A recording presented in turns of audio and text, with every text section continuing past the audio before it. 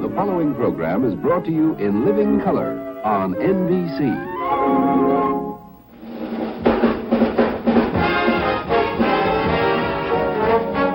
Wednesday from New York, The Tonight Show, starring Johnny Carson.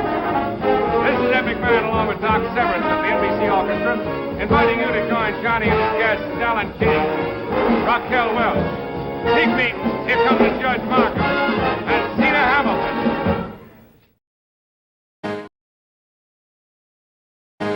October 1st, 1962 is a day I'll always remember. I was 36 years old, taking my place as host of America's most popular late-night program, The Tonight Show.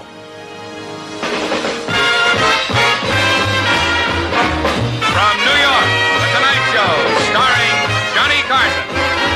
Johnny's guests tonight are Joan Crawford, Rudy Valley, Tony Bennett, Mel Brooks, the Phoenix Singers, Skitch Henderson with the NBC Orchestra, and me, I'm Ed McMahon. Right now, let's welcome the fellow you waited 6 months to see.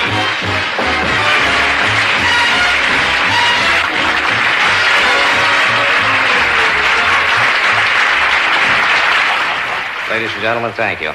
This is kind of an emotional thing for me because I've known about this show for a long time. And the newspapers and the magazines, and I've probably been interviewed 150 times in the last 9 months since I've known about this. As I say, you work up to it. We come over here this afternoon. We meet the guests that are on the show. And you get kind of charged up. I don't mean to be maudlin about it. But I know that tonight a lot of people, a lot of my friends are watching all over the country. And I only have one feeling as I stand here knowing that so many people are watching. I want my nan-nan.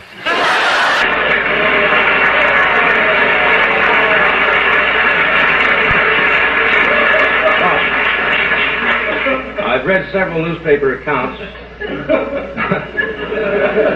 and they're referring to me as the new king of nighttime television, and I think that's just a little, really too much.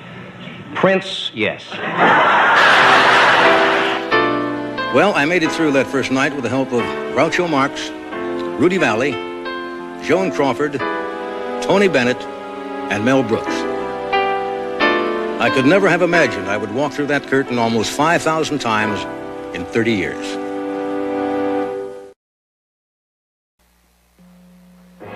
Come on, Nipper, time to go out. Go on, Nipper. Hurry, honey, we're gonna miss it.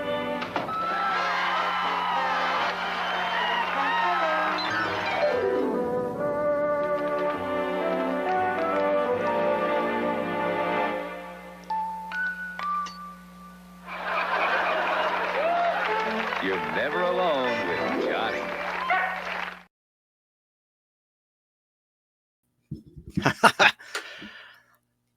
Hey, it's Podblast time. We have a very special guest coming right up.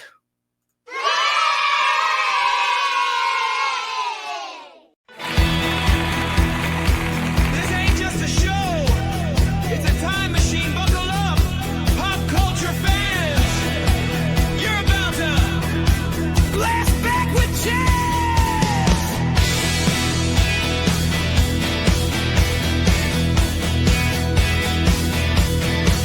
He's got the clips, got the knowledge, got the spark. Digging through the past, lighting up the dark. 16 millimeter film, vintage frames, toys and trivia, retro games, comic books, oh, they're his thing. Bringing back the joy that nostalgia brings. Let's back, rewind that track. Saturday morning in a Podblast flash. Famous deaths, iconic scenes, laughs and legends from your childhood dreams. Now flip the switch, take it slow. We're going back to the golden glow. Grab your snacks, press play, don't miss your chance. It's a blast from the past with your host, Chance.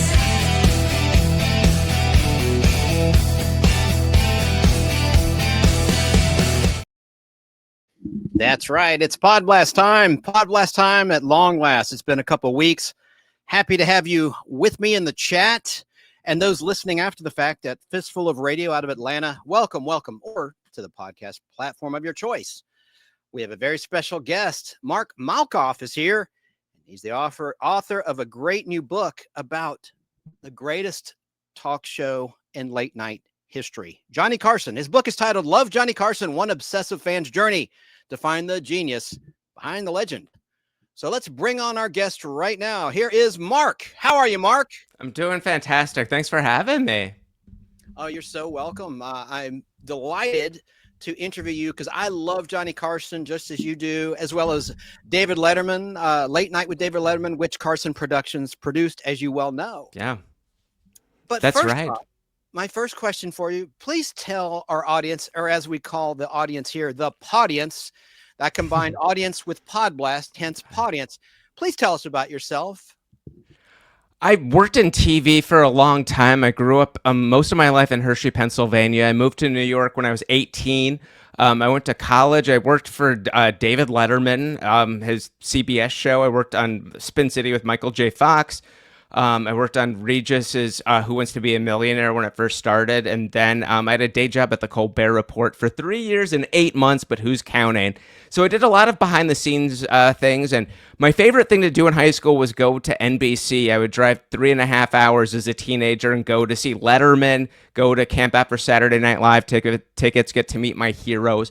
But I've always loved Carson. I've always been into late night since I was a little kid. I got to take the NBC tour the summer of, I think it was 88, maybe 1988, when I was a teenager. I was 13. I wasn't old enough to see the show, but I got to see Studio One. I got to see the rainbow colored curtains, and I was just hooked. I mean, I just loved Carson's show. So hence I started a podcast. I did it for 8 years, almost 400 guests, where I talked to everybody about Johnny Carson, the people that went on the show, everyone from Mel Brooks, who was on the very first show, to people behind the scenes like Peter LaSalle, Johnny's producer, who also produced for David Letterman and Craig Ferguson. What an accomplished man you are. That's an impressive resume. So that's incredible that you worked with David Letterman. He's one of my idols. Oh, I love Dave. Yeah, sure. I saw that recently he actually, for charity, auctioned off the marquee for the Ed Sullivan Theater Late Show with David Letterman. That's true. And I think he actually delivered it to the person, or at least one of the marquees. I think there were a few maybe signs.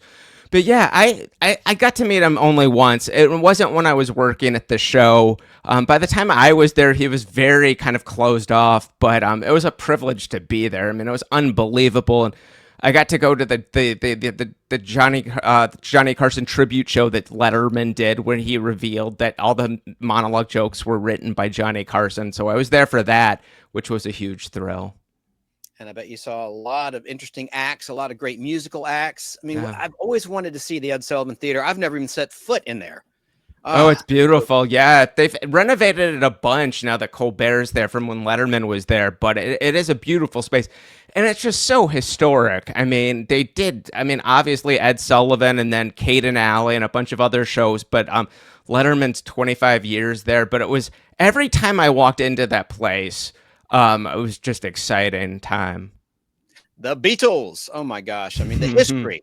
And of course, yes, it was a sign, not the marquee itself, that was auctioned off for charity. And you're right. It was on the Letterman YouTube channel. There was a great video where they delivered that piece of history to the winner. Very cool. So I have another question, of course. When were you first fascinated by Johnny Carson, and why? I was about maybe 5 or 6 years old. Before Pennsylvania, I was in Arlington Heights, Illinois. And my dad just really got me into classic comedy. So I was watching It's a Mad, Mad, Mad, Mad World. So Stanley Kramer's masterpiece. So I know who Jonathan Winters and all these amazing icons of comedy are. And my dad would let me stay up Friday nights sometimes and during the summer sometimes. And I'd see Carson. And there was just something so likable about Johnny Carson. Like, he would be with A-list movie stars, and then he'd be so funny with animals and with kids and with people that weren't even famous, that had like the potato chip lady, this woman who worked at a potato chip factory, and she just noticed that some of the potato chips were in the shape of what looked like objects, and Johnny made her famous. So he was just so likable, and Johnny did these clip primetime anniversary shows, and those were the ones on VHS we recorded off the TV. I would watch over and over again. I just remember as a kid asking my dad, who holds the curtain open for Johnny? And before I know it, years later, I'm with the gentleman, and he's telling me about all the adventures. So yeah, it was definitely a love for Johnny at an early age. What do you attribute to your good luck? Oh in terms of gosh. professional career.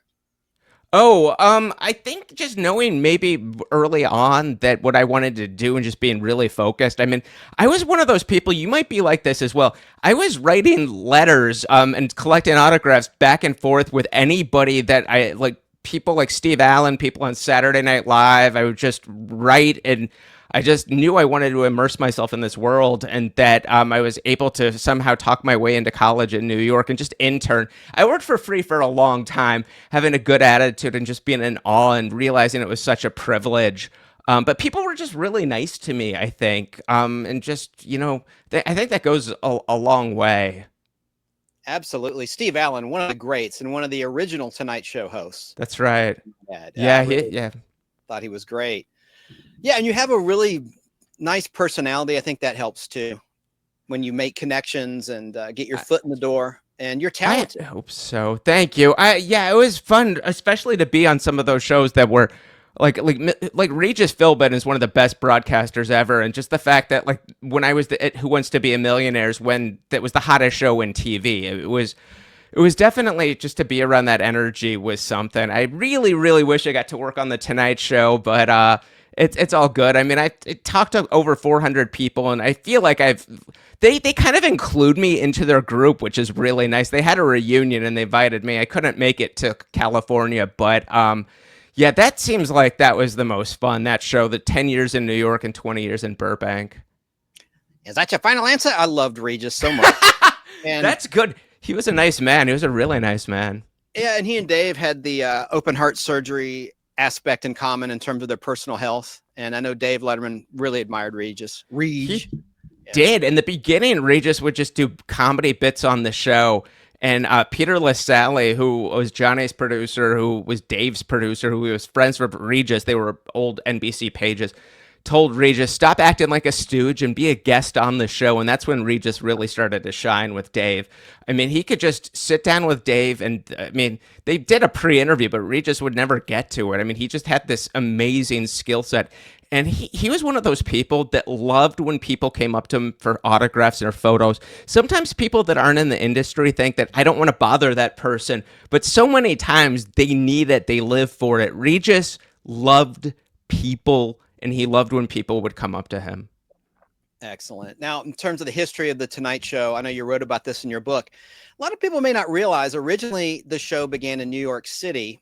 And then was it what was the year that they migrated to California, to Burbank, California from New York? Wasn't that 1968, or am I wrong? It was, they would take a couple times a year, they would take Los Angeles trips, but it wasn't permanently moved until May 1st, 1972.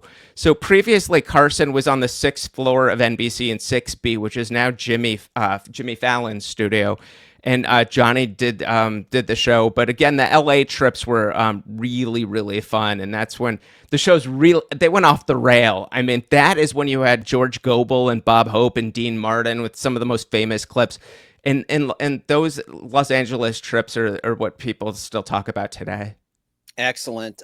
You've already answered this question, but my next question was, have you ever met Johnny Carson or been to a taping of his show? And you've already answered that. I really wish. I saw someone in the chat is asking about John Carpenter. I was backstage for John Carpenter when they won the $1 million, and we had a champagne toast afterwards, and it was so exciting. But like, I mean, I couldn't believe that I knew the $1 million answer, which was, of course, Richard Nixon laughing. I mean, that was like such an easy $1 million question. Normally, they're very hard.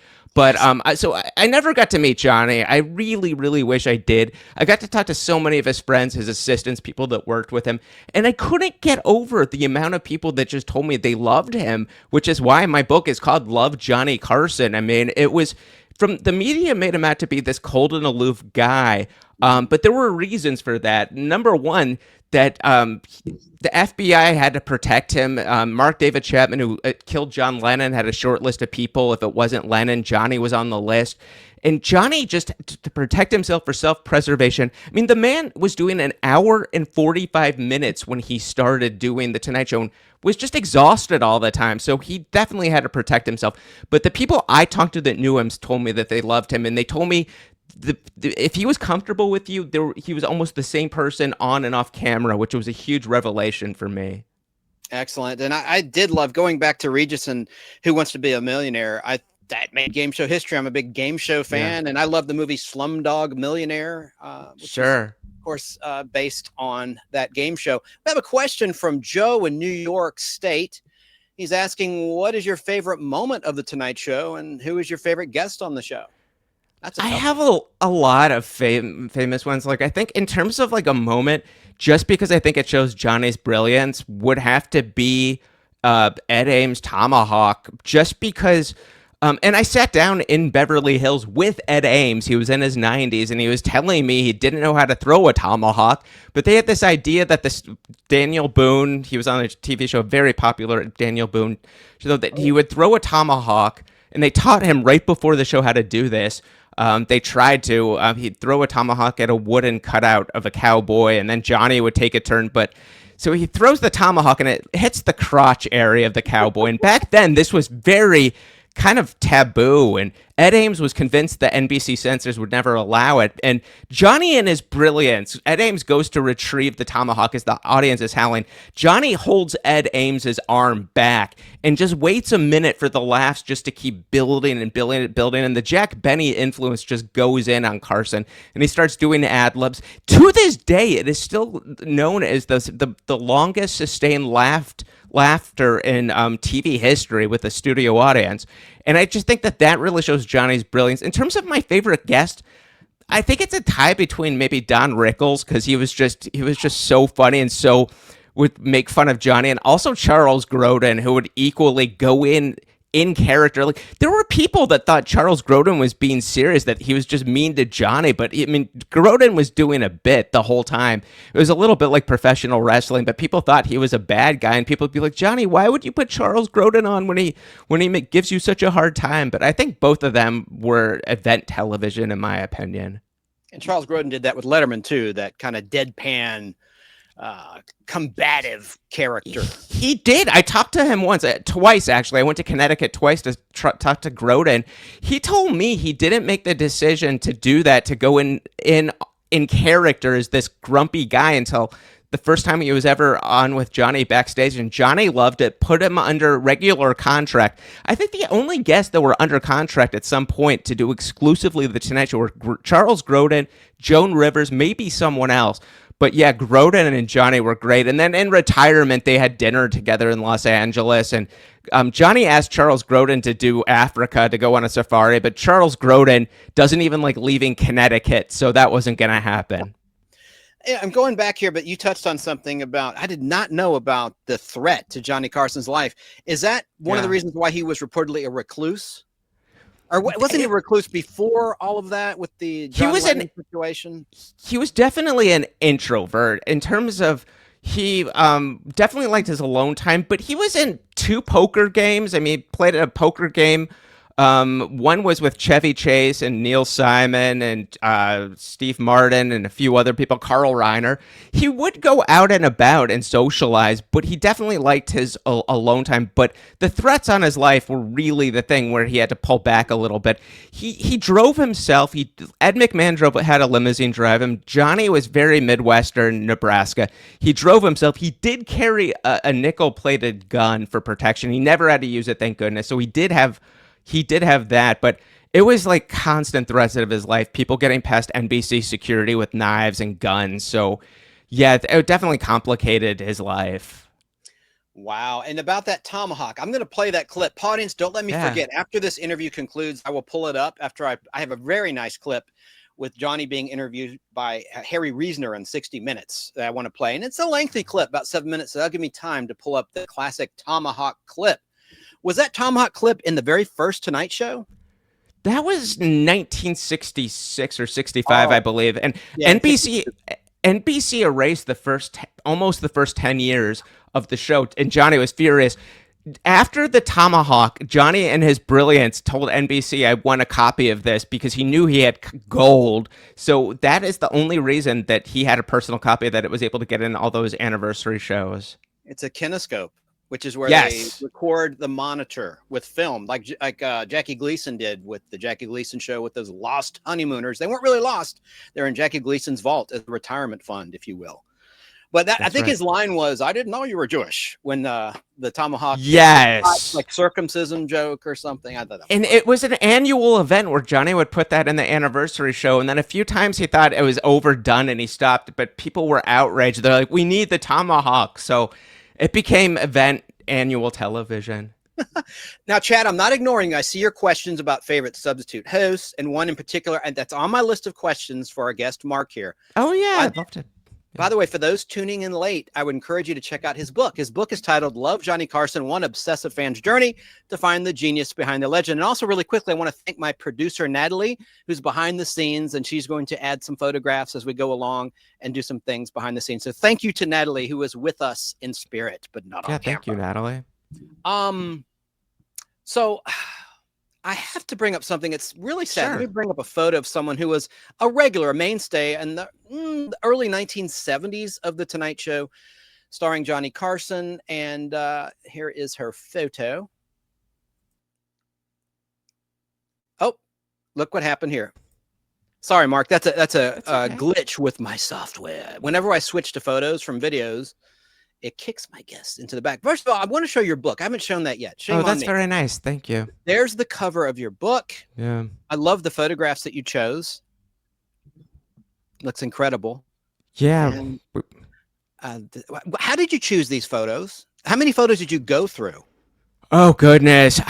We just went through online and just tried to kind of capture a little bit about different decades of him being on the show. And then inside the book are, I think it's like 25 photos that have never, to my knowledge, been published before. So a lot of from private collections of people that knew Johnny. So we really loved doing that, putting that in. I thought it was important also to have some photos inside of some of the people that were very influential on the show, like Joan Rivers. So we have a photo of her when she was guest hosting the show backstage at the show.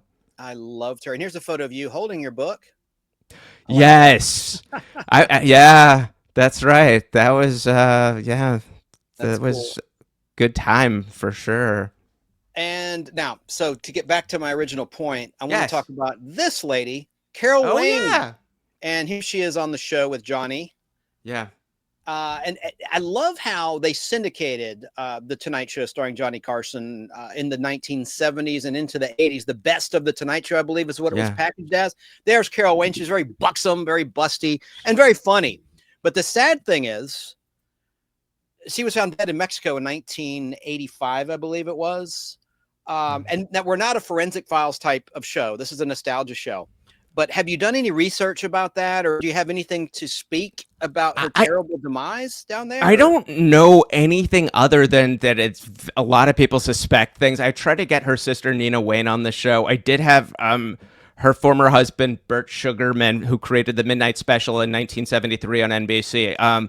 But I didn't mention Miss Wayne. I wanted to, but I didn't think he'd feel comfortable maybe talking about her. Perhaps he would. But yeah, I mean, she was beloved at the show. I mean, the only two people I know in Burbank that substituted for Ed McMahon, other than Doc Severinsen or someone like that, was one was Bert Convey and once was Carol Wayne. So Carol Wayne said, "Here's Johnny," and sat down on the couch with Johnny the whole show. She was delightful. She was a great sketch performer and super smart. Everyone says she was really smart. And somebody actually told me, and I can't believe this, that she dated Johnny Carson's writer, Pat McCormick, who famously streaked The Tonight Show in 1974 74 or 75. But it's really, really sad that Miss Wayne, yeah, I mean, it was tragic, but everybody I've talked to absolutely adored her. Yeah, she was even in an episode of The Fall Guy in a speaking role, playing an extra. An episode titled, it was the second episode that ever aired of that silly show starring Lee Majors, The Meek Shall Inherit Rhonda. And that was in 1981 that was shot, and she would only be alive about 4 or 5 more years. Very sad. It's a shame. She was a great sit-down guest, too. She would sit down with Johnny and as well as do probably the most famous, the Tea Time movie with Art Fern. But and then Teresa Genzel took over for that. That's right, playing the dumb blonde, if you will. Yeah, and she was a great sketch performer as well. Teresa Genzel's great. I had her on the podcast as well. She was great.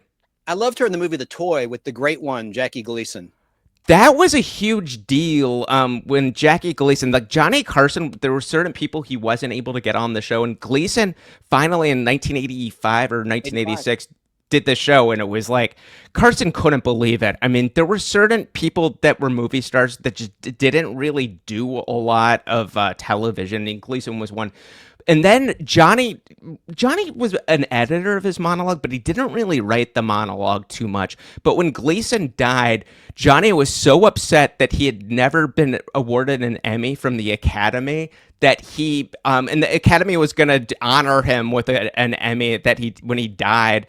That he wrote all these jokes poking fun at the Academy and how outrageous their behavior was never to give this man an Emmy because, I mean, he's Jackie Gleason. I mean, come on. And a photographic memory. I've read a lot of books about Jackie, allegedly, and he would drink like half a keg of beer at night and have pizza and UFOs. He was obsessed with UFOs and the drinking and the smoking. Yeah. And all those hit songs. He couldn't even read music, but he would hum out the melody. The romantic jazz. Yeah, he did. Yeah. Songs, and he has records for record sales. It's unbelievable. Yeah, and he was promoting Nothing in Common, where he played Tom Hanks' father, I believe, in his appearance on the Tonight Show. Yeah. Tom Hanks was one of those people that was discovered by Jim McCauley, who was the talent booker who did The Comedians, and his agent at the time, Barbara Roman's like, you have to meet this guy. He's not famous, but he's one of the funniest people ever. And yeah, they met at Nick Adele's next to Paramount, and that's when Hanks just got bosom buddies. And the Tonight Show was so couldn't believe how funny Hanks was, and they put him on with Johnny, and he was juggling on the show and just so delightful. But Jackie Gleason was a huge score. I mean, they got Audrey Hepburn only once, and Johnny was in all. There were certain movie people. Johnny's 3 dream guests he could not get on were Katharine Hepburn, Cary Grant, and who is the other one? James Cagney. He did go to a party, I think at Rod Serling's house or maybe Jack Webb's house. And he was there for that. Cagney was there, and Johnny was like a little kid. Indeed. You mentioned Bert Convy as a guest host. I've never found any of those. I know Richard Dawson, actually, from Family Feud, among other things, and Hogan's Heroes. He was a guest co-host. He was a very good guest host. He was excellent guest host. And there was a point where I forget when in 1980 or 82 that there were a bunch of U.S. military people in Iran that lost their lives tragically trying to rescue, I believe, hostages. And Richard Dawson called in that afternoon. It was like a couple hours before showtime and said, I don't feel funny. I can't guest host the show. He left the show in a bind. They were really upset, and they put Bert Convy, and they were panicking. Who do we get to guest host? And Bert Convy came in at the last minute, and things worked out. But they never had Dawson back as a guest host after that. But he was a very good guest host. But everyone from Orson Welles to Peter Bogdanovich to Kirk Douglas guest hosted the show. Shelley Winters, Michael Landon. You would tune into the Tonight Show, and you're like, Arnold Palmer is guest hosting. Cass Elliot is guest hosting. It was really, really fun. Some of the people that they would get to do the show. Yeah, I like Bert Convy. I really like Tattletales on CBS, which is running on the Buzzer Network. I love watching reruns where you see real couples answering questions about each other, and it was just kind of an interesting game show.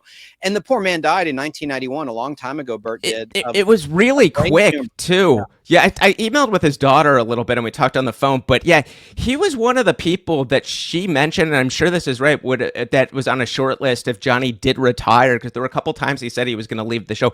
Bert Convy was effortless effortless. McLean Stevenson was an effortless host. Richard Dawson was very good at it. The skill set does not always translate. Charles Nelson Riley couldn't do it. He tried. It was extremely hard. Chevy Chase tried in 1986 and had a hard time, and went on with Johnny a month later and said, "Nobody knows how hard this is. It was the hardest thing I ever did, and no one will be the next Johnny Carson." I mean, Carson just made it look effortless. Yes, he did. And speaking of 1986, I believe this picture was taken in 1985 or 1986 with Johnny Carson and David Letterman. I always love this publicity. That is true. Johnny is on a crate to make him look a little taller. Dave has a couple inches on Johnny, so he was standing on something. But yeah, Johnny loved Dave. Dave, loyalty was the most important thing with Johnny, and Dave was always very loyal to him. And they were neighbors in Malibu. And one of the funniest things ever that I got such a kick out of that's on YouTube is when Johnny Carson stole David Letterman's truck in Malibu, which Dave was going to be on the show. And Johnny thought it was so ridiculous that this truck that Dave drove out from in Indianapolis in 1973 was, it's this dumpy truck that was really rusted. In Malibu, this, where millionaires live, that he would have this out. So they called Letterman into NBC early, they came up with some excuse to get him there. And then they actually took a tow truck, and they took his truck and they put it backstage during the show when Dave didn't know. And they revealed his truck, the curtains open, and Dave was so embarrassed. It was hilarious. It was really I love it funny. when Dave would go out to California and he brought his own desk, and vice versa. Yeah, Johnny brought that's a desk true. to New York. Johnny would get very nervous. He only did Dave's show once and then made a cameo, but he was so really wanted to score, and he had that. He brought the prop desk, which I think his head writer Ray Stiller had that idea. But whenever David Letterman or Richard Pryor were guests on the show, the material would be on Johnny's show would be so much edgier. Johnny would be very insecure when Letterman or Pryor, somebody he looked up to, were there. So he wanted to do like the best possible comedy and stuff that might be a little bit more daring that they normally wouldn't do. That's right. Now, those tuning in late who might be listening or watching after the fact, you're listening and watching Mark Malkoff. And am I pronouncing your last name correctly, sir? Yeah, sure. Yeah, Mark Malkoff. I'll take it. And he's the author of Love Johnny Carson, One Obsessive Fan's Journey to Find the Genius Behind the Legend. And those that are watching on their television screens or on their phones or MacBooks or laptops, you can see his book. We're at the 32-minute, 23-second mark. All right. And it's a great read. And I would encourage people to read it themselves and purchase a copy. It's very reasonably priced. Where can people find your book? They can find it everywhere from Amazon to Barnes & Noble. Bookstores have it. I did the audio version, so on Audible. I did it over 5 days. And I am very proud of the fact that there's a lot of things such as Miss Joan Rivers on what actually happened. There's a bunch of things that are people really don't know the true story about Joan Rivers, and I thought it was important to set the record straight, not only from the people that knew Johnny, but from Johnny directly, as well as people that worked on The Tonight Show and Miss Rivers' own friends. It was a much more complicated story than Miss Rivers just not telling Johnny. And Miss Rivers said she wasn't allowed to tell Johnny. Barry Diller, the head of Fox, told me to my face here in New York that he told Miss Rivers, you owe it to Johnny to tell him in advance that you were going to be competing against him. Barry Diller said, I'm friends with Johnny. I play in a poker game with him. And basically, I don't want to give too much of away, but Miss Rivers tried to take Peter LaSalle away from Johnny's producer, and every talent coordinator Johnny had, Miss Rivers tried to take away and double their salary. So there's a lot more to the story, and we talk about all of that. But Miss Rivers' talent, you cannot deny. I mean, she was unbelievable. But Johnny put her in a position where she was the permanent guest host for the first time in the history of the show.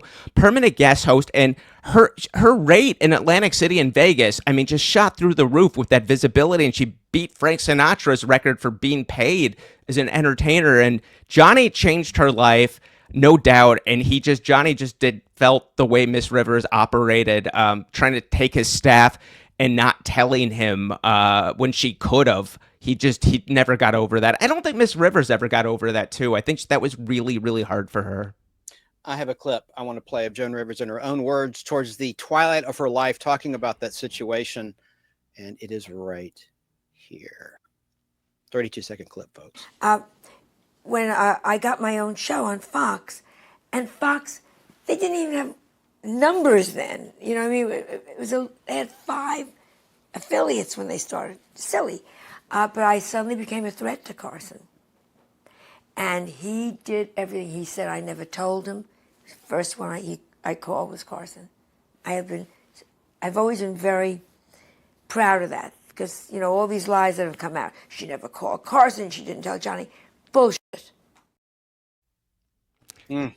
Johnny found out from Brandon Tartikoff, the head of NBC, the day before the press conference. And then Miss Rivers knew that Johnny knew and then called him. But Johnny had already heard, and also Miss Rivers was still negotiating to keep guest hosting The Tonight Show with Carson's production company, even though she had no intention of doing so since she had already signed a deal with Fox. So those two things Johnny just thought was just a crummy way to operate, and then her trying to take Johnny's staff. It was that and more to it, but there was never any media war. Miss Rivers tried to make it out to be, but she said if guests go on my show, Johnny won't have them on. Michael J. Fox, Mel Brooks, all these people went on Miss Rivers' show, and Johnny took them right back.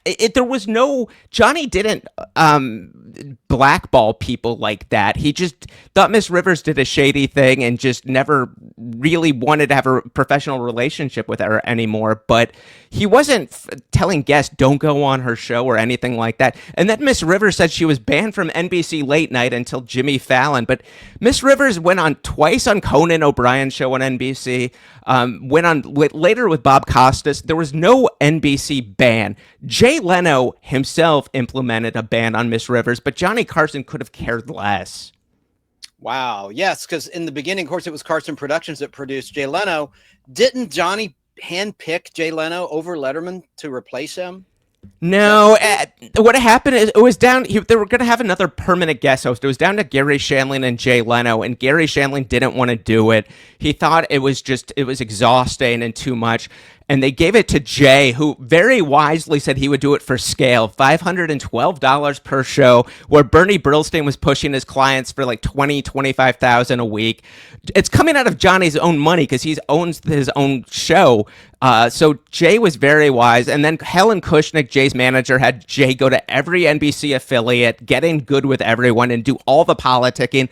Whereas David Letterman was calling the NBC executives pinheads, making fun of GE, which owned NBC. So Johnny would have picked Letterman, but it was NBC's choice in the matter. And if you're going to pick somebody that's a lot easier to deal with, it's going to be Jay Leno. I mean, he again went to all the affiliates. He was, shaking everyone's hands and just a lot more easy to deal with. And that was the end of the story. But Johnny's last public appearance was on David Letterman's show. They did a cameo at CBS Television City.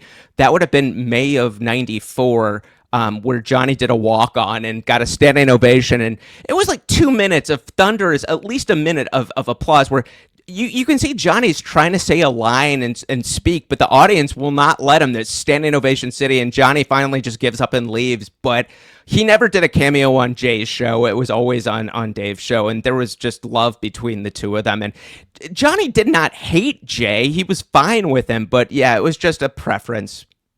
I see. And of course, I hate when people say to your point, but as you said, Jay Leno had a better relationship with NBC. He was more of a company man. I remember at the time he was endorsing Doritos, and he and Letterman were friends, and they both came up thanks to Johnny. They wore routines on The Tonight Show. And Johnny Carson actually banned Jay Leno for 7 years. He did the show, I think it was his 5th time with Johnny, and bombed badly. And Johnny said, he's not funny. I don't want him on anymore. And then Dave Letterman started putting Jay on, and Jay got red hot. 40 appearances at Dave's 12:30 show in 1986. I mean, Jay was so hot that Johnny changed his mind and brought him back. But Jay said, if I come back and do your show, I want 2 guest host appearances. So they let him go guest host twice, and he did very, very well. And that's what got him back with the good graces. I see somebody asking about Angie Dickinson. Angie Dickinson, I went to her home in Beverly Hills, and she was talked about her friendship with Carson. They dated. I don't know other in between wives, but I don't know anything more than that. But it was amazing to talk to someone like Angie Dickinson. She told me that Johnny called her near the end of his life, and she didn't realize Johnny was saying goodbye to her. He when he was in 2004, near the end, he died in January of 2005. Yeah, he was saying goodbye to some people, but Angie Dickinson was again one of the best guests on the Carson show. Incredible. And of course, she was Policewoman on television. She was in Dressed to Kill, the remake, a movie that traumatized me as a young lad, but I digress. That's another story. Yeah. You talked about the erased tapes. That is such a tragedy. Yes. It really is. Yeah. Videotape would be erased. Back then, the networks didn't have the forethought to think there would be a syndication, there'd be rewatchability, and all that history of Johnny Carson in New York City just erased. Johnny was really upset. So he gets to Burbank on May 1st, 1972, permanent move, and they would do the annual anniversary show, and that's why there are no clips for that anniversary show, because everything he found out were erased. So instead he has all these guests that are like, I think it's Jack Benny, Jerry Lewis, everyone in tuxedos. There are some kinescopes that exist. There are some things on YouTube here and there. I've seen some amazing footage. I have seen footage from 1962 from Johnny's first couple months. So there are a few things that exist, and it's unbelievable to see this and to watch. But yeah, Johnny was heartbroken and just never forgave NBC for doing that. I don't blame him.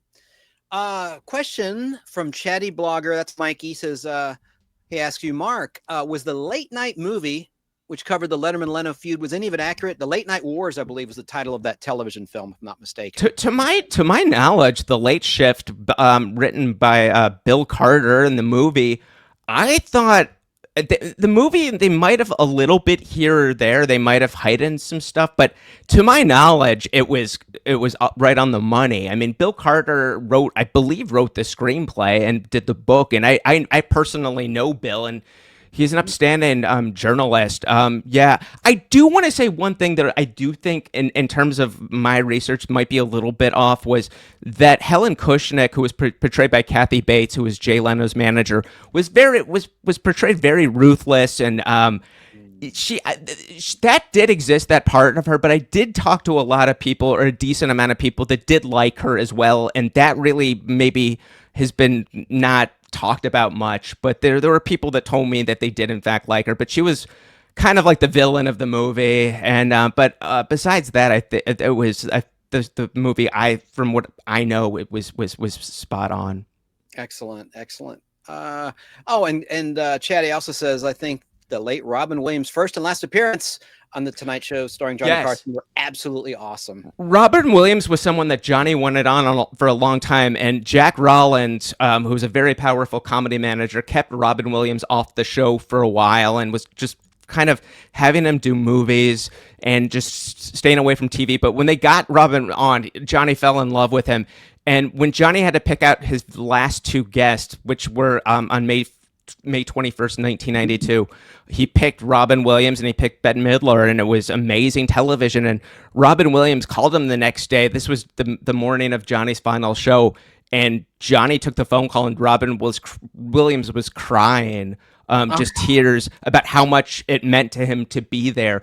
That final penultimate show afterwards, which Bette Midler won an Emmy for, she sang to Johnny afterwards. It was very rare. Johnny had both Bette and Robin down to his office and just to be with them. And Johnny said nothing in television, anything as magical as that night had ever happened to him. And he didn't want to do a final show because it's like, how do you top the show that we just did with Bette Midler and Robin Williams? He joked, we're not gonna even come into work. Of course, Johnny did, and he did a great job. And there were no guests on the final show. NBC would have loved to have it star-studded, but Johnny said, you know what? We started quiet. We're just going to go out quiet. And he did a fantastic job. But a lot of people to this day really do consider that Robin Williams, Bette Midler to be the final Tonight Show, the real final Tonight Show. And Johnny was crying. I mean, you see the tears in his eyes. That was one of the most emotional, magical things in television history. Totally. It definitely moved me. I have it on videotape. I taped it back in 92. It's on one of the videotapes behind me. Yeah, here. That's great. Oh, that was incredible. So many things you said. Speaking of Robin Williams, a little fun fact for those in the audience is that the season before Mork and Mindy debuted on ABC, he had a guest spot in a credited role on a show called 8 is Enough in season 2 of that program. It aired in 77. If my math's correct, that's the year you were born, Mark.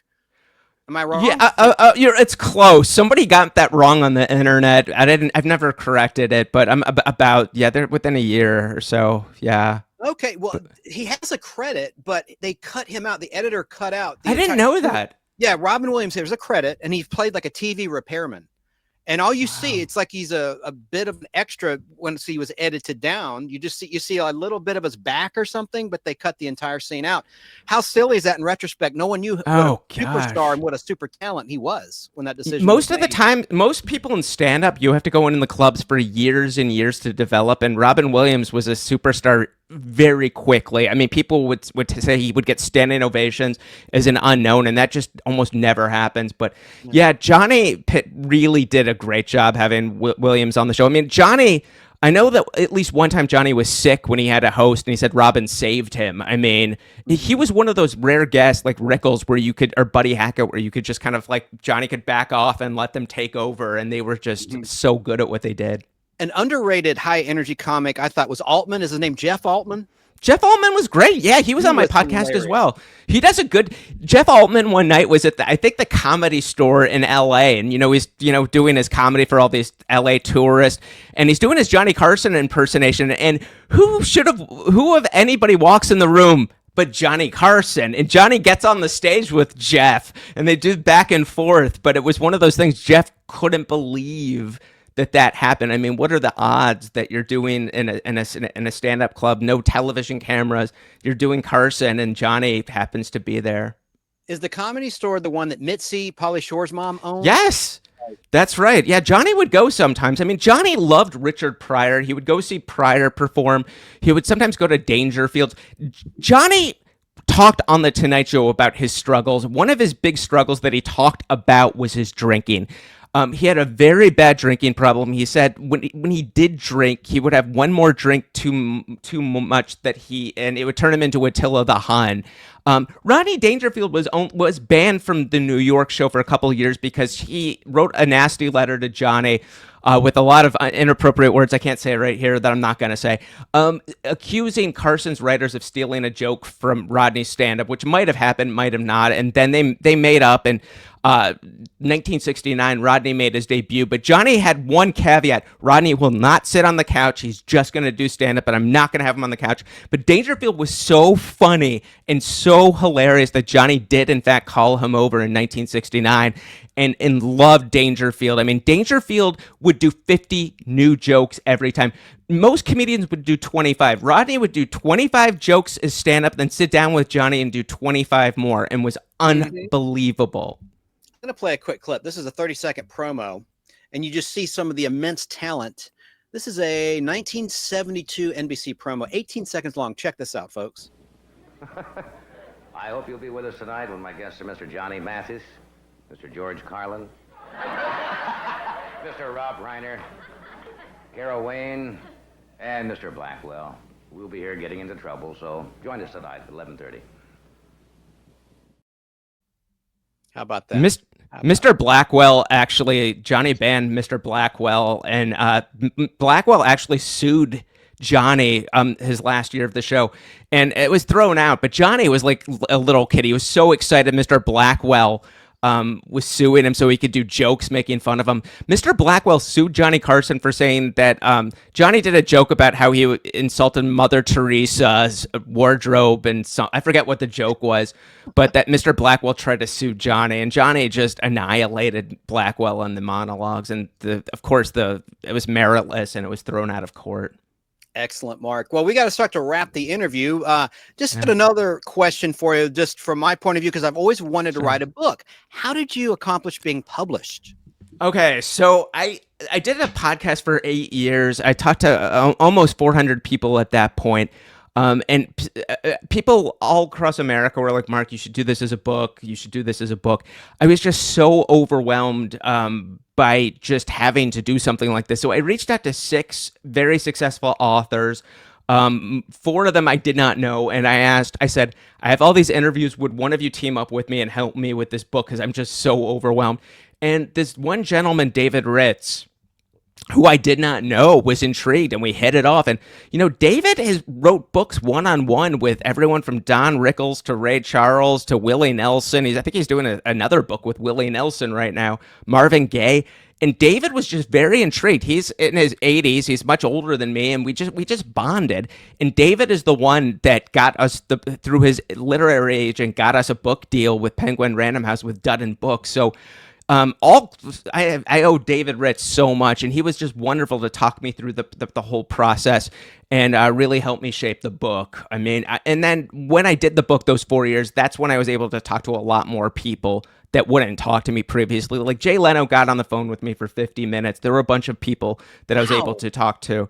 I emailed his assistant and I said, Jay, if you want to give me your version, there was a story that did not make Jay look great. And I said, if you want to give me your version, I don't know you, Jay, but if you want to give me your version, let me know. And he called me within an hour. Wow, Mark. Have you ever done any stand-up comedy yourself?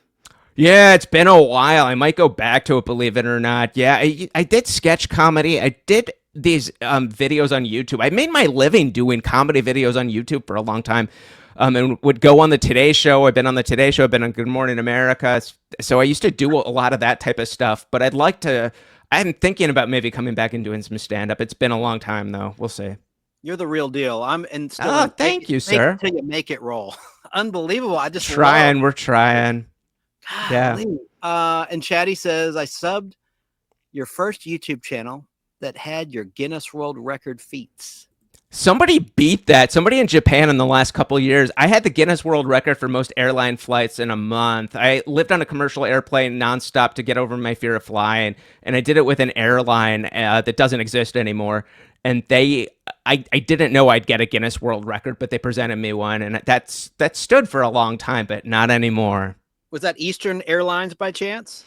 This was actually AirTran, which got bought by, I think, Southwest, maybe. I forget. But yeah, they put my face on the airplane that went all around America for 6 months. It was people would be like, Mark, your face is on an airplane. I said, I heard that. That was not my idea, but that did exist. Yeah. And I found the Tomahawk clip, which I'll play in a moment. It's from the Carson people, so I don't want to have a copyright issue. I don't know, but I can always edit it out. I would think it's okay. All right, I'm going to try to upload it right now before we wrap. I promised you I'd keep this to 45 minutes, and we've gone a little over. Oh, it's such a privilege to be here. This is so much fun. I'm having a great time. So you're far too kind. I'm very humbled to have you as a guest. Okay, it's processing now. Let me just see. There's any other questions I prepared. Ed Ames, there it is. Oh yeah, I want to ask you, any other books in the works for you, Mark? Gosh, I not right now at the moment. I mean, I do. At one point, I was going to do something with Saturday Night Live just because I used to go to the show and was pen pals with some of the people before they got famous, really blown up. And I have a lot of adventure stories with drama, lots of drama going to the show. So I thought that might be a fun thing. I was especially going to Conan's first year where they couldn't fill the studio audience. So I had some involvement with them as well. So we'll see. I'm still recovering from writing the Carson book. It was just, it's been such an amazing time hearing from people all across the country that just miss Johnny. I mean, I have to remind myself that he has been off the air for 33 years. It does not feel that way. I remember watching his final show on Friday, May 22nd, 92. And just the fact that all the late night hosts still talk about him on the air today, and the fact that every poll, whenever a major magazine or a poll does like the greatest late night host of all time, Johnny still wins every time, says so much about his work and about how him as a host. I mean, I don't think he's ever going to be outdone. I don't either. He was the best and just such a gentleman. Let's watch that 1 minute clip with Ed Ames teaching Johnny how to do a Tom. And you referenced the show. It was in reference to Daniel Boone Was a Man, starring Fess Parker. Yeah, that's right. Here it is. What is the trick on it? You throw underhanded? No. Overhanded. It's then. an overhand throw. The trick is to keep your arm extended, and that way you break the microphone. You keep your arm extended and put only one revolution on the... once around on the way. But that's indefinite. All right.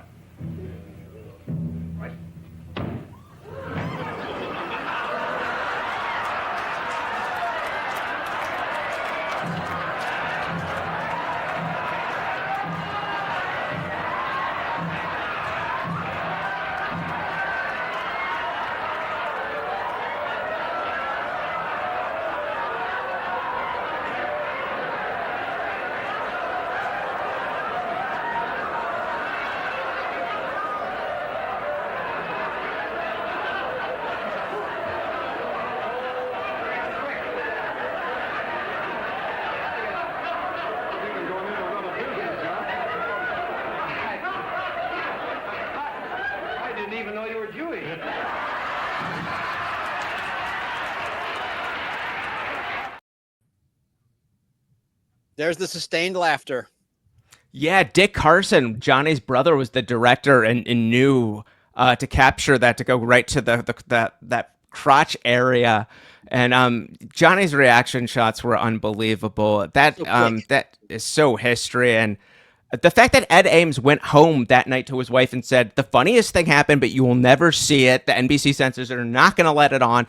And that Johnny really wisely fought for that to be on the air, and that Johnny miraculously in his wisdom got a copy to keep. And that's why we have it. That's why we're able to watch it on your show tonight. I brought on Al Hardee and he walked away. This gentleman actually attended a taping of the Tonight Show starring Johnny Carson in Burbank, California. And before I wanted you to meet him. And Al Hardee is a broadcast professional. I met him working at Cumulus Media, and we're good friends. Yeah. Al, say hey to Mark, our guest. Hey, Mark, nice to see you. Hi, it's a pleasure. When did you go to the show? Johnny's 1973. Wow. That's great. My first trip to California, I went and saw 5 shows of Hollywood Squares with Peter Marshall, because they would tape 5 shows, and I was they would take like a 20-minute break between shows, and then you would have a guy come out and entertain the audience while they were getting ready, and the contestants would change clothes and come back. So I watched the taping of Hollywood Squares with Peter Marshall, whom later I worked with, Peter, on the Music of Your Life network. And then the next night in Burbank, I went to the Carson show. That's incredible. Yeah, to go to Hollywood Squares and see Paul Lynde or whoever is there. So much talent there. But NBC Burbank back then, I mean, Hollywood Squares, Dean Martin, Red Fox with Sanford and Son, I mean, Laughing with George Schlatter. That place is, to me, a museum. I mean, they still have, on the elephant doors, they still have kept that, even though it's not NBC anymore. They still have preserved those elephant doors with, Chico and the Man and everything they filmed there. But I'm so glad that you were able to see that in person. Wow. Yeah, the Hollywood Squares was a lot of fun. Of course, Paul Lynde was in the center square, and Charlie Weaver, all the classic artists. Burt Reynolds was on the show when I saw it.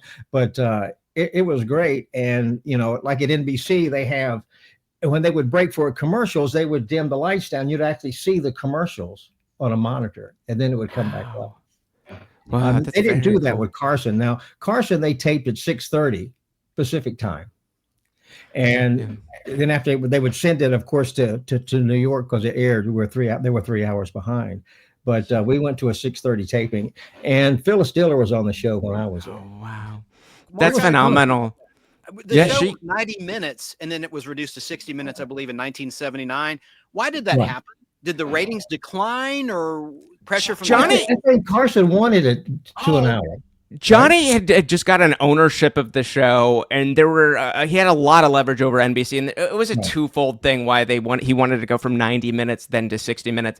One is that he was just tired. I mean, the amount of energy that show was taking was just brutal. I mean, people have no idea how much energy. And the second thing is, he just thought the pace would pick up a lot more. He just thought it would just the pacing would be good, and he just thought like it was usually like the last slot was an author slot. He thought that they could do without it, and the show would just pick up its pace with energy. And I think Johnny might have regretted it near the end. I mean, there were really great guests like Buck Henry that were Phyllis Newman that were no longer on the show anymore. I mean, he still would keep like a Gore Vidal or Calvin Trillin, which were still doing the show, but a lot of the great conversationalists were gone from the show, and I think Carson maybe did miss that a little bit.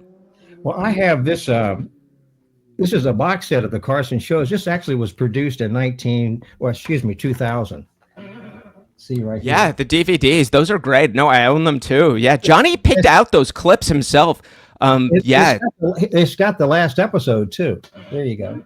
That's right, and they have some bonus footage on there as well. If you go there, they have like some final taping, isolated camera shots, and some behind the scenes. But the Carson stuff, the DVDs are unbelievable. Back in the day when they would do the show in New York, they would actually have to fly the one tape to the West Coast, and it was delayed a day or two. And then when they would go to Hollywood, they would actually have to tape on a Sunday. And then for that to get to New York on a Monday to air, and then they would take the tape back to California to air it a couple days later. It was the whole system was unbelievable with the delays and without having a satellite to make something like that work. I mean, the public had no idea. Didn't in 1973 they have satellite when they taped on the West Coast, and they would just feed it to New York? I think by then it was good, but up until like 72, 71, it was still, and Johnny was very frustrated. I mean, he was frustrated for a lot of things. I mean, it took him forever to get a bathroom in his office in New York. He had to go to the men's room and have the network key and be with everyone, all the NBC employees. He didn't feel like he was treated like a star. So things started to change. But yeah, the whole flying the tape to the West Coast and the East Coast lasted way too long. Well, I used to work in television at an NBC affiliate in North Carolina, my hometown. Of course, I'm in Atlanta now. And I was a switcher. Like I ran what was on the air. And I worked until, we did the 11 o'clock news, and Carson came on at 11:30. And so, and then of course, after that was the Tomorrow Show with Tom Snyder. But I watched Carson shows so many times because I was working at an NBC affiliate. So I saw a lot of the shows. And then, talk about a broadcaster. I mean, it's just so good. Tom Snyder in his own right was very, very good at at that show as well. He was a great conversationalist, The two. Yeah. Go ahead. I had the honor of calling just as a caller, speaking with the late great Tom Snyder on the Late Show in 1996, and I put it on my YouTube channel, the Nostalgic Podblast. But anyway, I cracked him up. I asked actor Malcolm McDowell what it felt like to kill off Captain James T. Kirk in Star Trek Generations, and he cracked up and he goes, "Are you a Trekkie, Chance?" I don't know. It was just a funny moment. I love the fact, Johnny and Tom Snyder did not necessarily get along with one another, and I talk about that in the book. Really? And then Rona Barrett, when NBC brought her in to do the show with Tom Snyder, Carson put her on the show a couple times just to get under Snyder's skin. So yeah, there was some competitiveness between Snyder and Carson. We talk about some of those. I don't want to know if they're feuds, but disagreements. Right. Certainly Wayne Newton and Johnny Carson, I go into what actually happened with the two of them that did not like each other.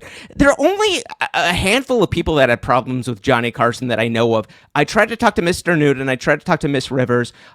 It's like less than one hand of people, and none of them would talk to me. I tried, but I do go into what happened in the book. So do you have a favorite? I'm going to put up his picture of his book, and sometimes it kicks people backstage. Just hold 1 second. I just want to make sure. Okay, we're good. Please continue. Do you have a favorite bit that Carson did on the show? Oh, goodness. I mean, my favorite bit was Karnak.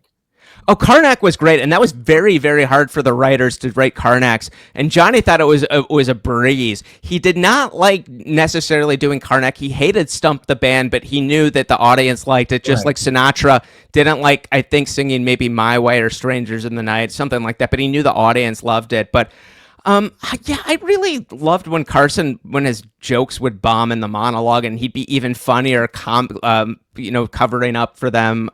Some of the sketches I thought were really fun. The potato chip lady when Ed McMahon distracts her and Johnny chomps down on a potato chip, and the potato chip lady thinks that Carson ate her potato chip, but it was actually a separate bowl of potato chips, I think is a really funny bit. That was Johnny's idea. And that woman, Myrtle Young, who I think was 65 at the time, became a big star. She would travel all over the country internationally with her potato chip collection. One of the chips looked like Bob Hope, and that got in the newspaper, and Bob Hope wrote a letter saying that how much that he appreciated that. And but yeah, Carson made all these people into stars. It was unbelievable, the power of Johnny.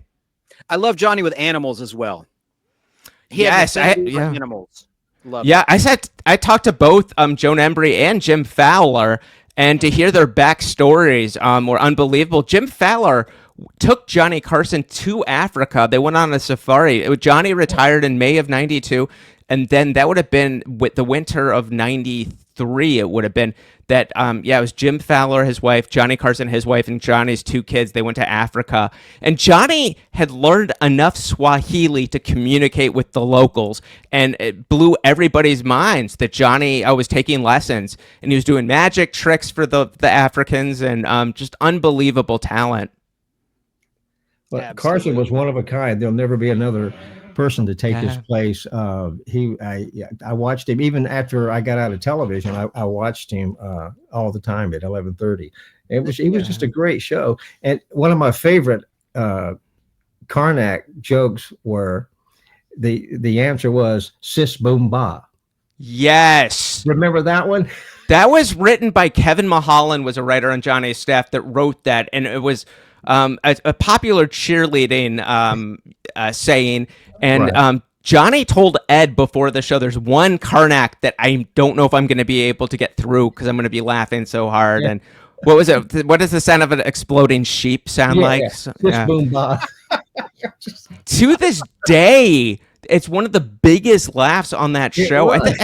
Tom Hanks did an interview in the last year saying that he watched that with some friends, and he said they were laughing for like minutes. They couldn't stop laughing watching Sis. Well, the look on Carson's face, it was just, him and Ed McMahon. It was just funny. It was just they played off one another so well. They were really close back in New York. They socially not as much in Burbank, but they still, when they were on air, they could read each other's minds. And Ed, there were a few times Ed overstepped his bounds and got in trouble, but for the most part, he was unbelievable setting Johnny up for jokes, and they could read each other's minds. He would do the Alpo dog commercials. Remember? Oh gosh, that was the best. Yeah, I actually have the backstory of that. That dog actually, Doc Severinsen and his wife Emily, who worked on the show, they actually kept that dog for a while. But the dog was Ed McMahon did a gesture where he commanded the dog not to eat. I forget what it was, but he did it unknowingly. And then Johnny, in his brilliance, runs around backstage and pretends to be the dog. And a 30-second commercial. A 30-second commercial becomes a 90-second commercial, and Alpo is just in love with the fact that this happened. And then all the anniversary shows this would play. And again, Johnny's brilliance. He was brilliant. It was just, like I said, he was one of a kind, and there'll never, ever be another talk show host like Carson. I like the Budweiser endorsements. And there's an episode of Chips called Roller Disco where Ed McMahon played himself. And Ed said yes to everything. Yeah. Ed at one point was endorsing something like 100 products. He was on Broadway. He did movies, TV. I mean, if there was something and they were going to pay him, he was going to do it. And he just hustled. I mean, he would be cold calling places to get work. And he just, he was on Atlantic City. I mean, his dad had a bingo hall, and McMahon would be selling the Morris metric slicers on the Broadway. And just, he knew how to sell. He was a huckster. He actually trained Jack Klugman and Charles Bronson, who worked for McMahon's before they were famous. They worked for Ed McMahon's dad at the bingo hall, and Ed trained them how to sell, on the art of selling. And McMahon was he knew how to sell products for sure. Hey, if any of my moderators can link Mark's YouTube channel, I'd appreciate it. I want to subscribe myself. Oh, that's so nice. Link. I have to get some new stuff if you're still out there, Keebler, please link his channel. What is your YouTube channel, Mark, for those that are listening? Gosh, I think it's just Mark Malkoff. I have this other podcast I've been doing. called Inside Late Night with Mark Malkoff, which is on Late Nighter. That's a podcast about late night news, past and present. But I think it's just my name, Mark Malkoff. And I have a bunch of my comedy videos, and I am thinking about doing some new stuff. So we'll see what happens. Maybe putting up some Carson related things. So I was just actually in Johnny's hometown. I was in his boyhood home over the weekend in I thought it was called Norfolk, but they say the locals call it Norfolk. So I was in Nebraska, and I was in Johnny's old home, a boyhood home, and it was unbelievable to be there. Wasn't there a special where Carson went back home, and I remember seeing that on television. It's a beautiful special. I think it's on YouTube. But Johnny goes home, and Johnny got very emotional. I talked to somebody that was with him on that trip, and they said Johnny was crying. Just so emotional to be back with his classmates. Great show. It was unbelievable. Mark, you reminded me of an old joke. You know how the slogan for the state of Virginia is for lovers? Mm-hmm. The slogan for West Virginia is for cousins. Oh my goodness. Did Johnny do that joke? No, it's a joke I heard. It's an old joke from the 90s. Oh, okay. I didn't know, because Johnny would make fun of states, and they would have governors and they would have mayors that were upset that would write Johnny letters. So I didn't know if he did a joke about that. But Johnny was constantly apologizing for jokes on the show and calling people that had problems with jokes to diffuse situations. But he would seriously pick up the phone and call people and write letters. And even in retirement, it never occurred to me when Johnny was in retirement that I could write Johnny a letter and he would write me back personally. But that was him. He was a very polite Midwestern from Nebraska. His personal assistant said, I never signed Johnny's name on autographs. It was always Johnny. He would dictate all his mail himself. I liked it when Carson, he would do the monologue and a joke bombed. You would see the microphone come down and he'd go boom, boom, boom, boom. Attention Kmart shoppers. Is it working? Yeah.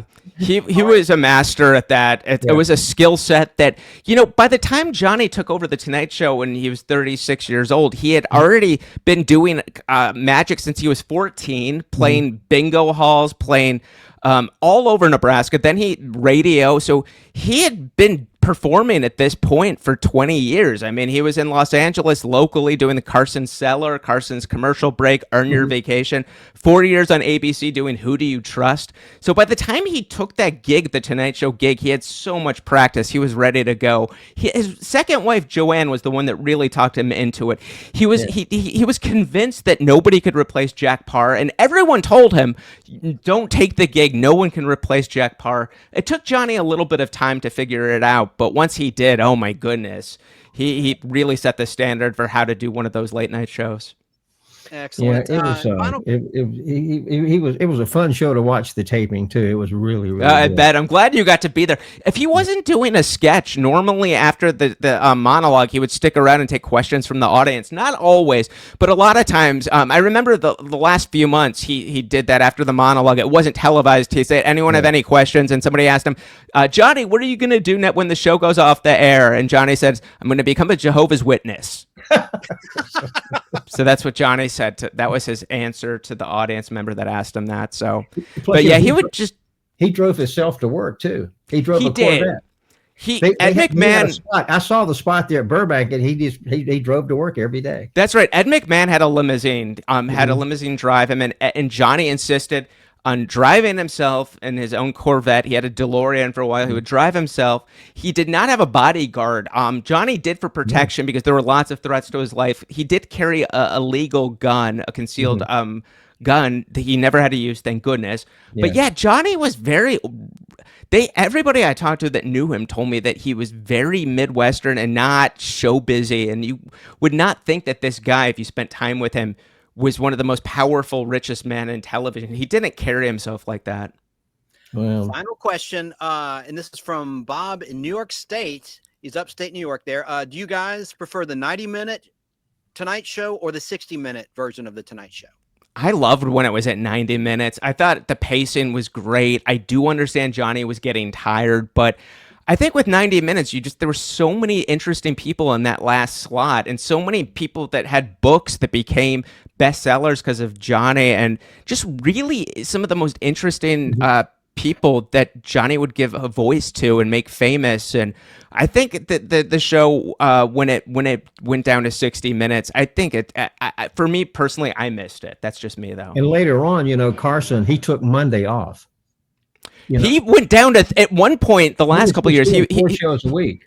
Then he went down to 3 shows a week because he was just, he was like, by this point, he was like, I think he was 63 and he just did not, he privately told David Letterman, I just do not have the energy anymore. It wasn't laziness. It was like, I do not have the energy because Johnny didn't want to become Bob Hope. That was like his rule. He didn't want to stick around too long in the work to suffer. He thought his idol Jack Benny, he thought stuck around too long. He thought it was a mistake for Lucille Ball to come back in the 80s to do her TV show. Johnny wanted the work to be the best it could be, and he knew if he was still doing 5 nights a week at that point that the work would suffer. And he just went down to 3 nights a week, and then he got out. And he had lots of offers to come back and to do things, but he just said, you know what? I did it for 30 years. I know the work is the best it's ever going to be. I don't want the work to suffer, and I'm not going to be Bob Hope. I'm not going to be Jack Benny. And he just walked away. Didn't he make an appearance on Letterman after he retired? So he retires in May of 92, and for 2 years he does make some appearances. He does the Bob Hope's 90th birthday. Bob Hope asked Johnny if he would do that, and that was Johnny's final televised monologue. He did the American Teacher Award so he could mention his teacher, Faye Gordon, who was in her 90s at that point, who he loved his teacher. He did The Simpsons. He did a cameo on Letterman. He did the Kennedy Center honors. He was honored, and he got the Presidential Medal of Honor from George Herbert Walker Bush at the White House. Right. But Letterman at CBS Television City in May of 94 was the last time Johnny ever, that to my knowledge, made an appearance. And that was a last-minute thing that Letterman and Peter Lasalle were trying to get Johnny to make a cameo.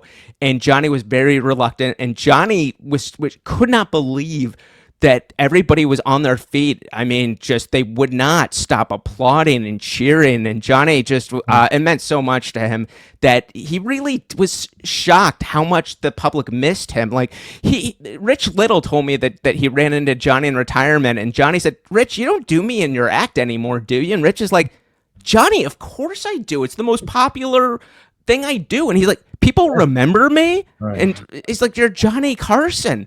Of course. So Johnny was tickled that people still, I think to this day, I mean, the official Johnny Carson YouTube channel has over 1 million subscribers and hundreds of videos. And the fact that people miss him this much, I think in the work, that the fact that the work lives on, I think Johnny would have liked that. I think Antenna TV used to run the show. Al, 1 second. Antenna TV?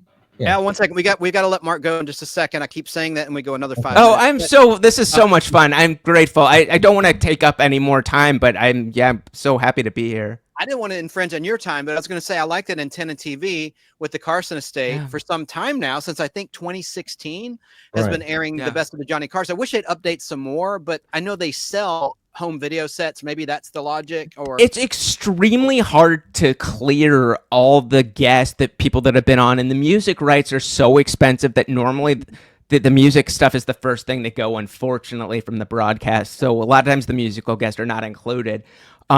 But yeah, recently in the last 6 months, they I think that they cleared 100 more shows they're going to be showing. But I think as a time capsule, I think it's just unbelievable that the people that went through the Tonight Show, and just to see people before they got famous and as they got famous, and Johnny just from the time that he was in New York, just to see throughout all the presidential administrations and the sketches with him playing Ronald Reagan and doing the Who's on First routine and all those things, which I do talk in the book, the backstory of how all those famous moments happened and how the writers came up with it and the whole process with the book. But I'm so glad Antenna TV is showing those episodes. Do you have a favorite episode of Carson? Oh gosh, I mean, other than I really do like the, I'd have to really think about it. I mean, I definitely Bette Midler, Robin Williams is so obvious, but I think that's one of my favorites for sure. I'd have to think about that. I'd really have to think about that. I mean, I really do like the George Gobel, Dean Martin episode with Bob Hope. I really like the one where Rose Marie comes on, and Johnny says something to Rosemarie to the effect, and it's in the 60s. You've been I think in this business longer than any of us. And they kind of took it as like Johnny was making fun of her for being old. And then I think everyone leaves the set and Johnny strips down to, I think he takes off his shirt and strips down. And then all the men come back and they're stripped down. And it's just pure anarchy and pure wild during one of their Hollywood visits, and when the show would go off the rails, I think those were my favorite episodes. I think when Burt Reynolds was on and he cut off his tie, that was a great episode. Dom DeLuise and Reynolds, the egg fight with Dom DeLuise, and then Burt Reynolds has the shaving cream. Yes, that's a great answer. It was great. Mark, you mentioned Pat McCormack, right? He was in Smoking the Bandit, right? The same actor. Right. And the guy who played Little Enos, Paul Williams, he came on the show dressed in his Planet of the Apes makeup. That was interesting. Paul Williams was sorry, please continue. Wasn't it? It was Battle for the Planet of the Apes. I think was the Planet of the Apes, the 5th of the original film. He was promoting. At that point, the movie wasn't out yet. He had been making the film, and he had shown up. He just thought it would be funny to. They were filming in Malibu, I think, in the mountains, and he just showed up like that and performed that. And Paul Williams talked to me on the podcast, so I got all the good stories about that. And he was friends with Pat McCormack, who ran naked across the Tonight Show. They were actually in the Laugh-In studio. Bob Hope took over Johnny's studio whenever he was doing specials, and Pat McCormack, NBC tried to fire Pat for streaking the Tonight Show, but Johnny protected his job. But Paul Williams was always a great guest, and it's so funny when he does sing "Here's That Rainy Day," which was Johnny's favorite song in the Planet of the Apes outfit. What a prolific writer too! I love Paul Williams' music. Oh my goodness! It ain't Rainbow easy Connection, green, right? Oh yeah, man, great stuff. Hey, real quick before we go, Mikey is here. Here's Mikey. He might have some final words or questions for Mark. Mikey, how are you? Hey, Mikey. How's it going, Al? How you doing, Mark? I'm doing great. Nice to see you. Yeah, really Canada, great by the way. be able to finally talk. Yes, I'm in Toronto, Ontario. Oh, nice. Home of the Second City people that you knew from SNL. Yeah.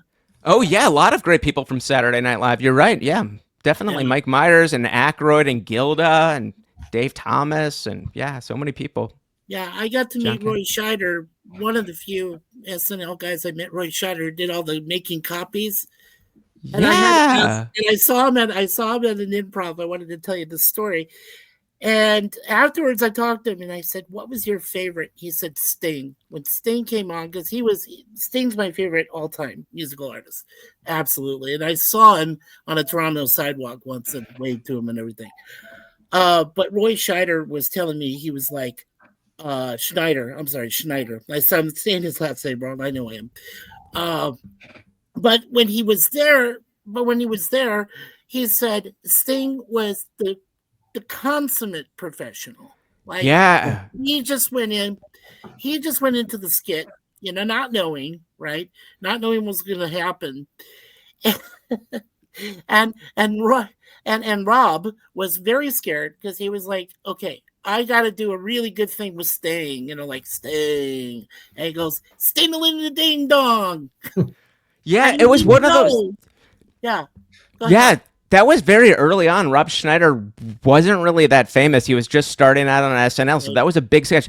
That was the 1990 to 1991 season. I remember Sting. He was music guest and he hosted, and I remember that sketch very well.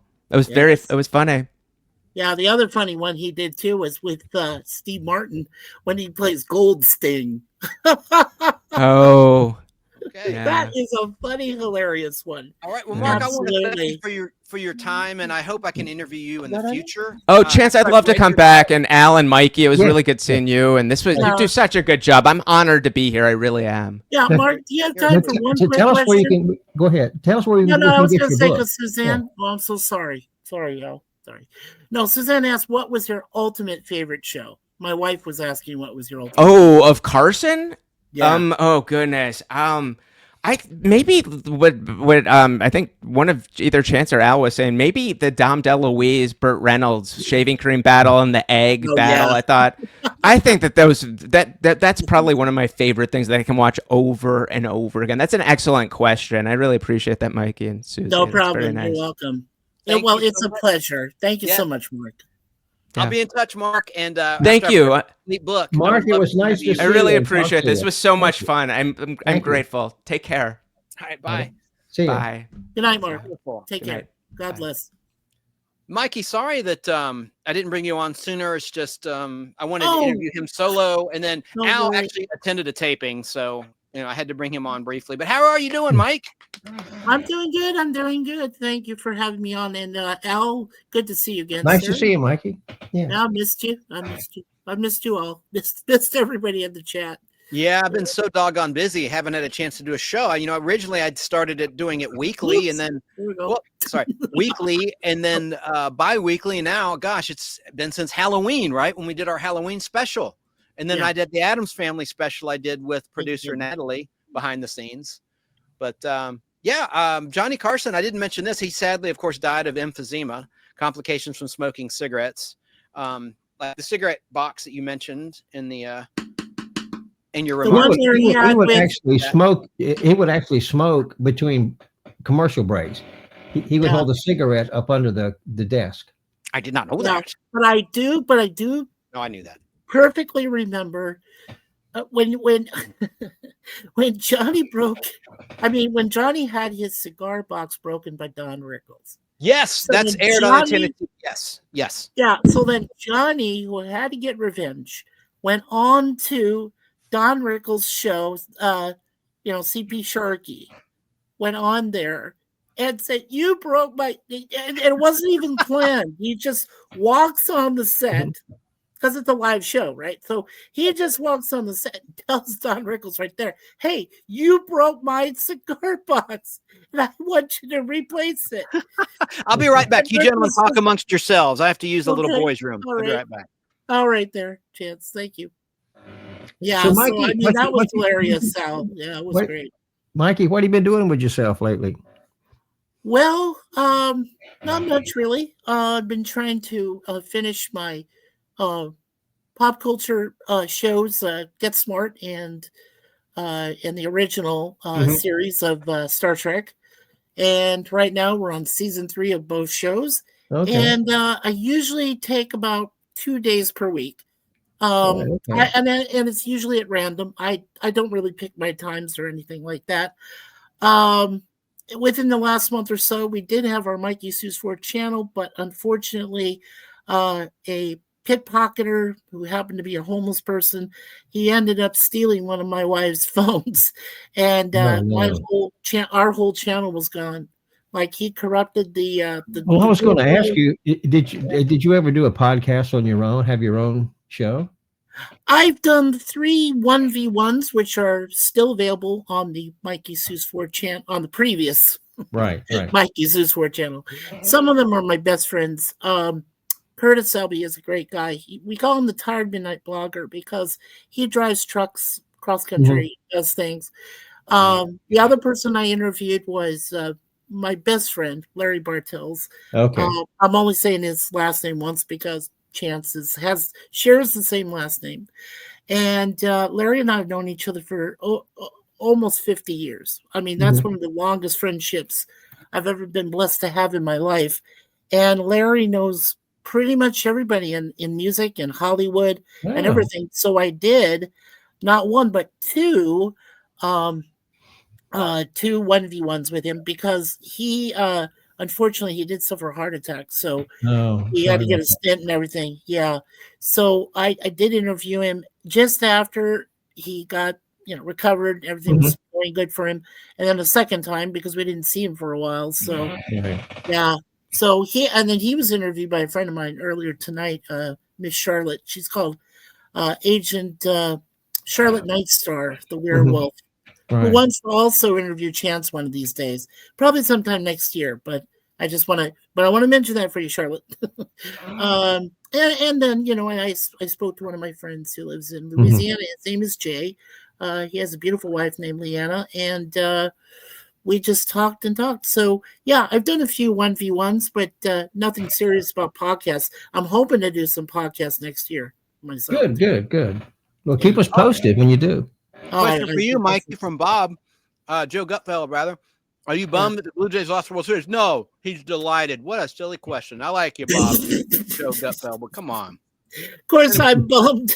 I did a whole video about it. I was very upset, and which is why, because the last time I was with you, gentlemen, you remember I had like full on beard.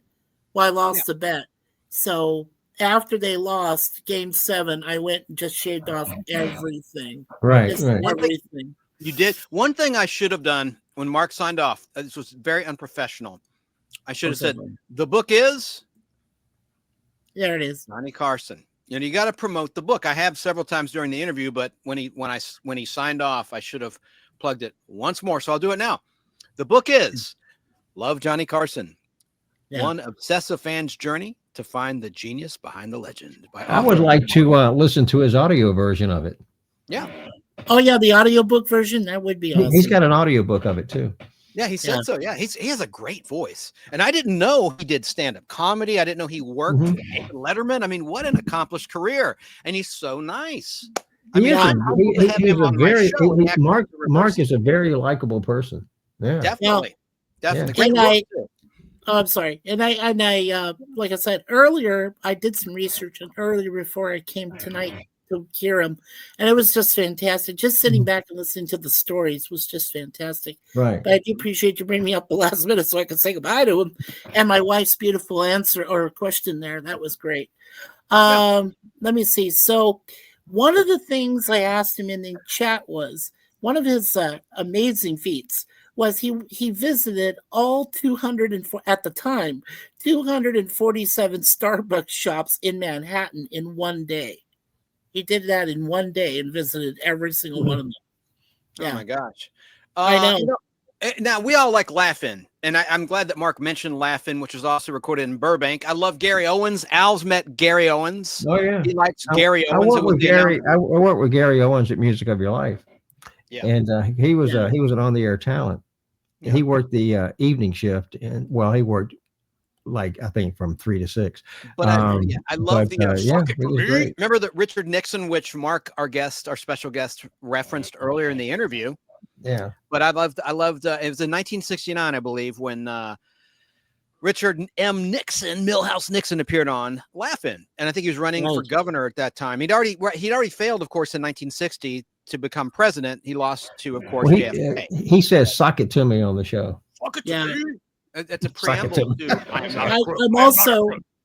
I'm also glad that he was backstage when John Carpenter won that first $1 million. What am I saying? He was running for president, not governor. Hello, 1969. He was successful. And he described it perfect. He described it perfectly because at that point, John never used a single lifeline because he only had 3, right? So he never used a single lifeline. But he goes to the last one.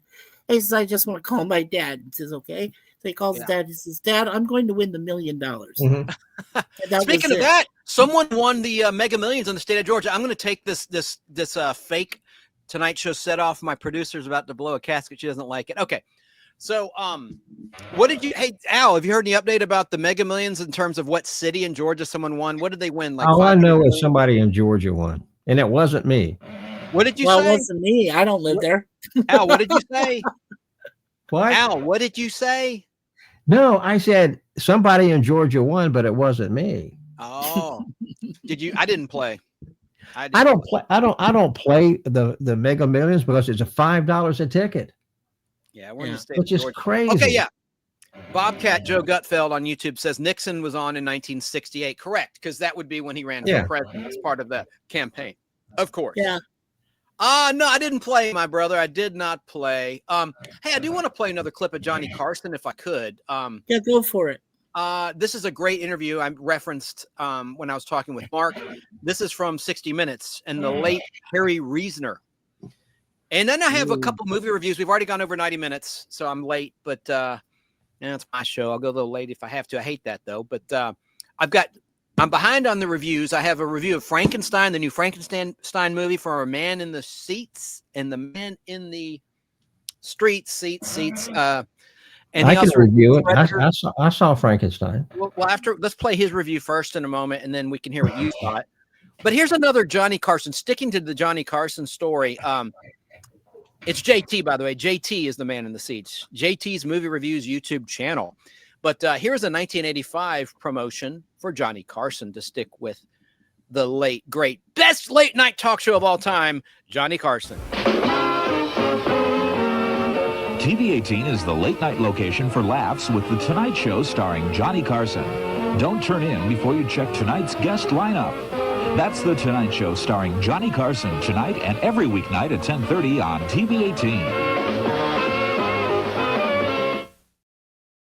That must have been Central Time. Yeah, I love that theme. I think our producer, if she's still backstage in our pre-show planning, she was playing the Tonight Show theme in the background. I'd love to hear that. If you're still there, Natalie, please play that. I prefer the 1931 Frankenstein. Yeah, I think most people do. I think Al would agree with that. Would you not, Al and Mikey? Well, I have a 16 millimeter print of that, but it's good and it's the original, but it's so dated now to compare it. And the Guillermo del Toro Frankenstein on Netflix is fantastic. It's probably one of the best versions of Frankenstein, in my opinion. Now, here's the clip I referenced. This is from 60 Minutes. You're going to see some of Johnny's home at the time with one of his wives. I didn't get to talk about that. Next time I have Mark on, I want to ask him about Johnny's personal life. I don't think his book is terribly. I think he was married. He was married to Joanna for the longest, I believe. Yeah. Well, let's look at this clip. But I want to ask Mark next time. He's so gracious to share some of his precious time with me about some of the personal side to Johnny Carson. There were so many questions I'd written I didn't even get to. It's amazing. We just had such a good conversation. But here's a little bit of this piece from 60 Minutes. Let's watch.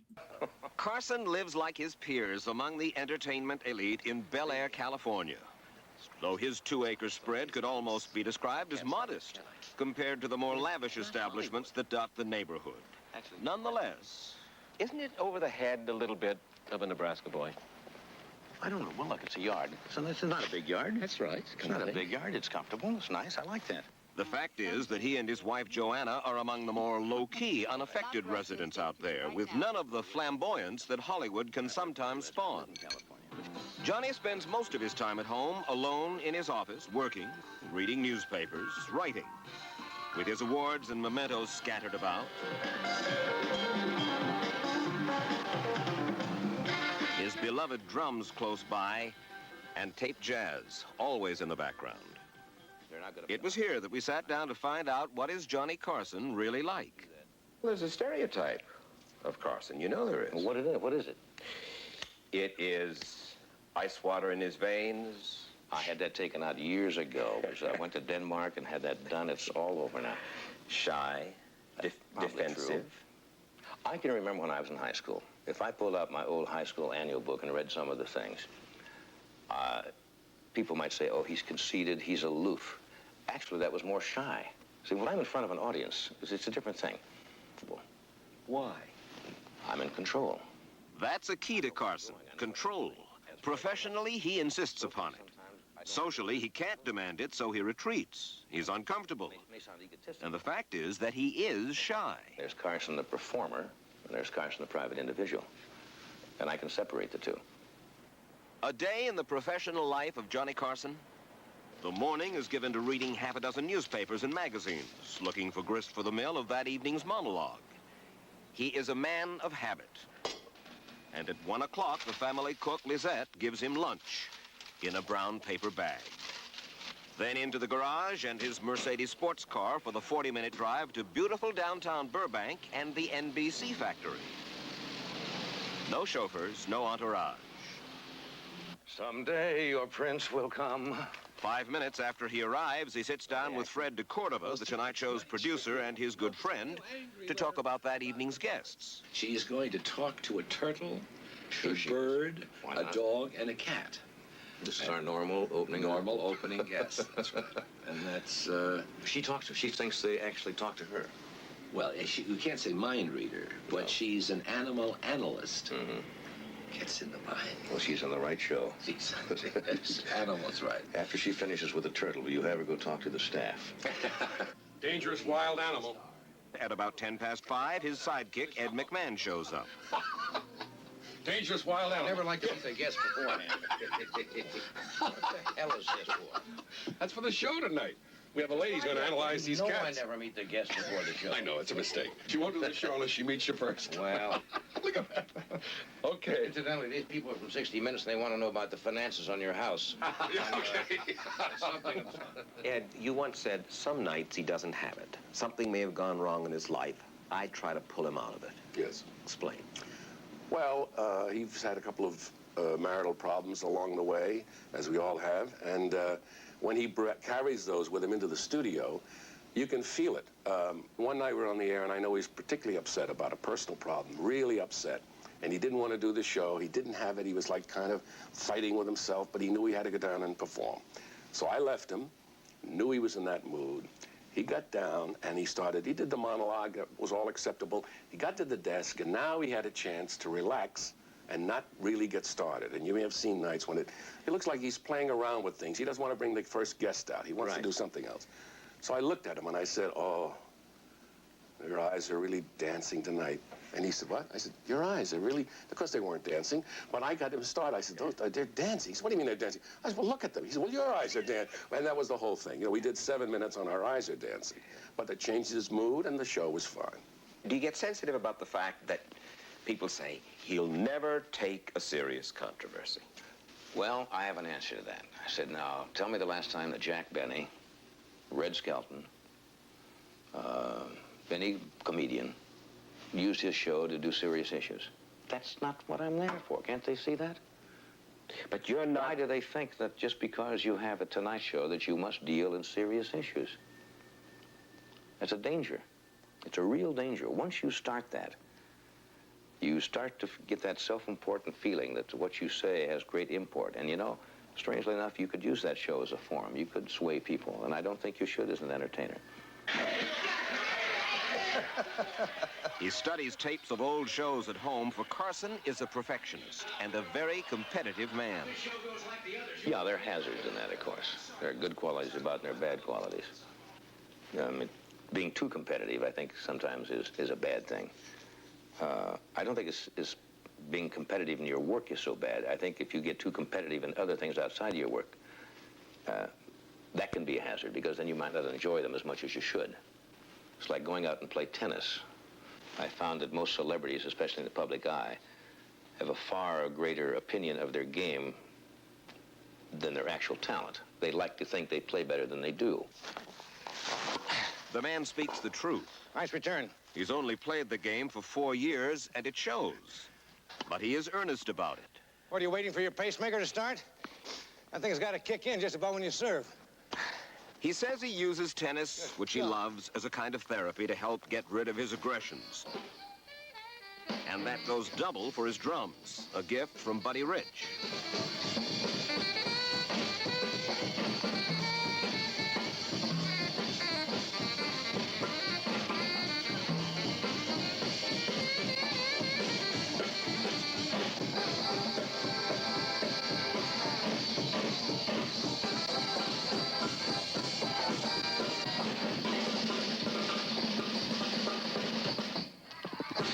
Some people say that it helps you to work out your hostility. Sure. It's true? Sure. It's like beating something. That's all it is. You gotta take this up, Mike. You got a lot of hostility. I'd rather beat on you. If there is one almost universal comment from the guests who have appeared on The Tonight Show, it is that Johnny is a gentleman, a kind man. And by and large, that is true as well with the way he treats people in his nightly monologues. Are you reluctant in putting together your monologue to go hard on a guy? Only when I sense the mood is, and which you can do from an audience. And I'll give you a perfect illustration. When Wilbur Mills had his problem with the famous Fanny Fox and the tidal basin and so forth, it was amusing to most people, and you could do jokes about it. I stopped doing jokes immediately as soon as people found out that he was an alcoholic and had emotional problems. And in fact, was dependent on alcohol, then I think that would be a cheap shot to take, and to still do jokes about it. So I immediately ceased doing jokes about that because it was really unfair. How about that? How about that? That is definitely the man, the myth, the legend. I didn't know Carson could play the drums. Yeah. Well, They added the drum beat. Mark could speak to this at the beginning of the Tonight Show. well, that's remember, royalty. Carson used to have the pencils on his desk. He would play with his pencils. Remember? Yeah, sure do. And he would. In perfect time. I think there was one show. Correct me if I'm wrong, Chance, but I think there was one show that Doc allowed him to go over there and play on the band set to play the Yeah, you're right. You're right, Mikey. He did. I think he did do that.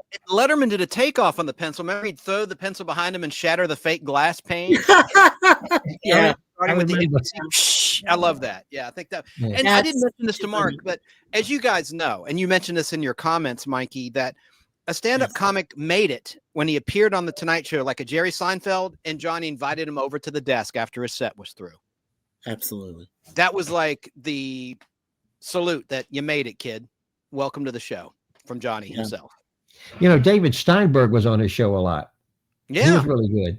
You know, Sure. I like David Steinberg. Absolutely. Yeah. Well, he was a good comic. Yeah. Well, shall we get to one of Mikey's movie reviews? Because we've gone over the 90-minute mark. I want to keep this to under 2 hours if I could. So we got like 15 minutes to go or so. Sure. Which one would you guys like to see first? His review of Black Phone, Frankenstein, or Predator? These are very brief reviews. Well, I can tell you, Black Phone 2 and Predator. Can I say something? Yeah, Or but don't after? spoil anything. Go ahead. Just all I'm asking you is which one do you want him to? Which review do you want to see first? But go ahead. With your thought. Both movies are terrible, with a capital T. Yeah, all right. Well, which one shall we watch his review of first? Well- Predator, Frankenstein, or Black Phone? Well, let's go with Frankenstein. Okay, Al, you agree? Is that cool? That's fine. That's fine. Hello, this is Movie Reviews by JT, and I got another review for you. Frankenstein, directed by Guillermo del Toro. It comes to Netflix on November 7th. It's now playing in select theaters, and I saw this movie on Monday in the theater. It was great, very dark. Stars Oscar Isaac, Mia Goth, and Jacob Elordi as the creature. This film is very good. Really enjoyed it. Definitely watching it on the big screen. Like I said, it's very dark, crazy, couple of violence. I thought the performances by Oscar Isaac, Mia Goth, and Jacob Elordi was great.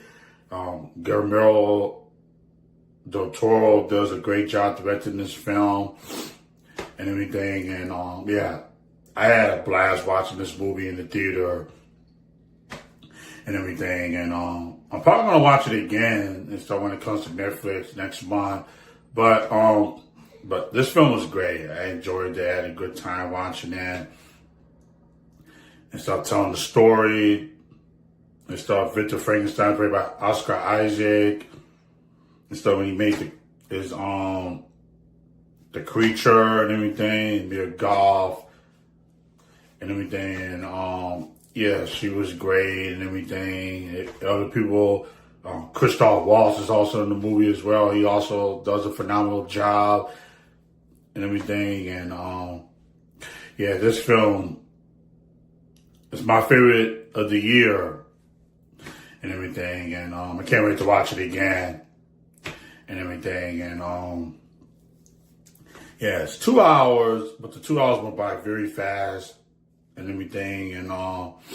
And yeah, one of the best films I've seen this year. I give Frankenstein a 9.5 out of 10 and everything. And definitely go see this movie in theaters right now or check it on Netflix next week when it hits the streamer and everything. All right.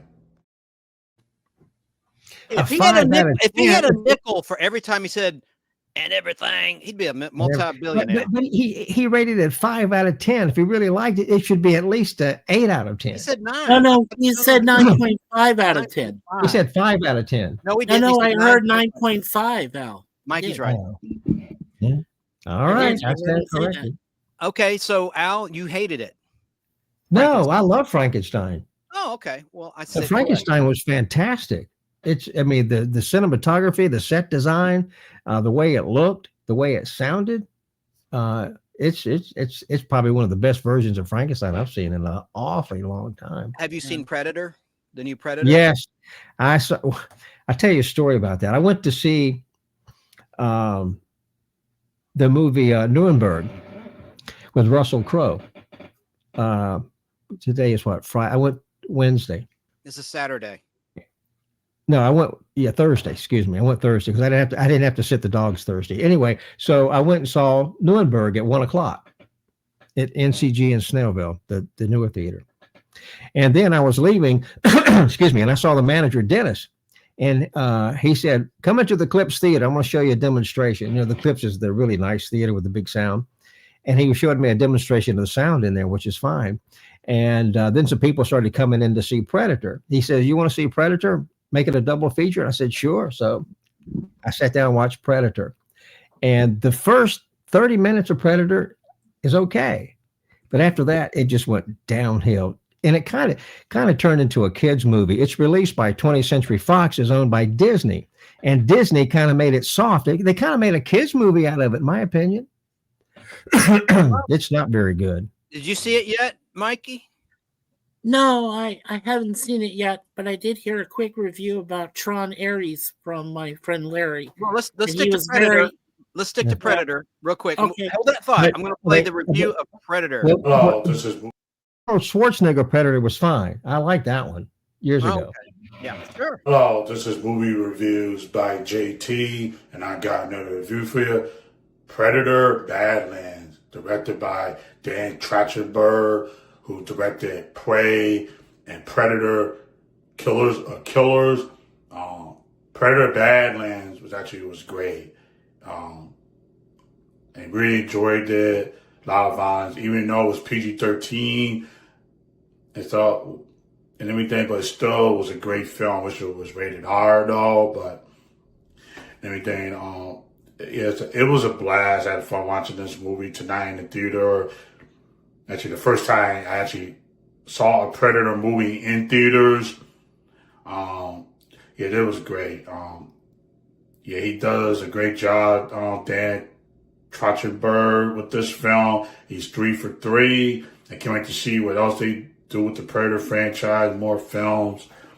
And Elle Fanning plays 2 roles in this film. I thought she did an amazing job with the 2 characters that she was playing in the movie and everything. And this movie was fun.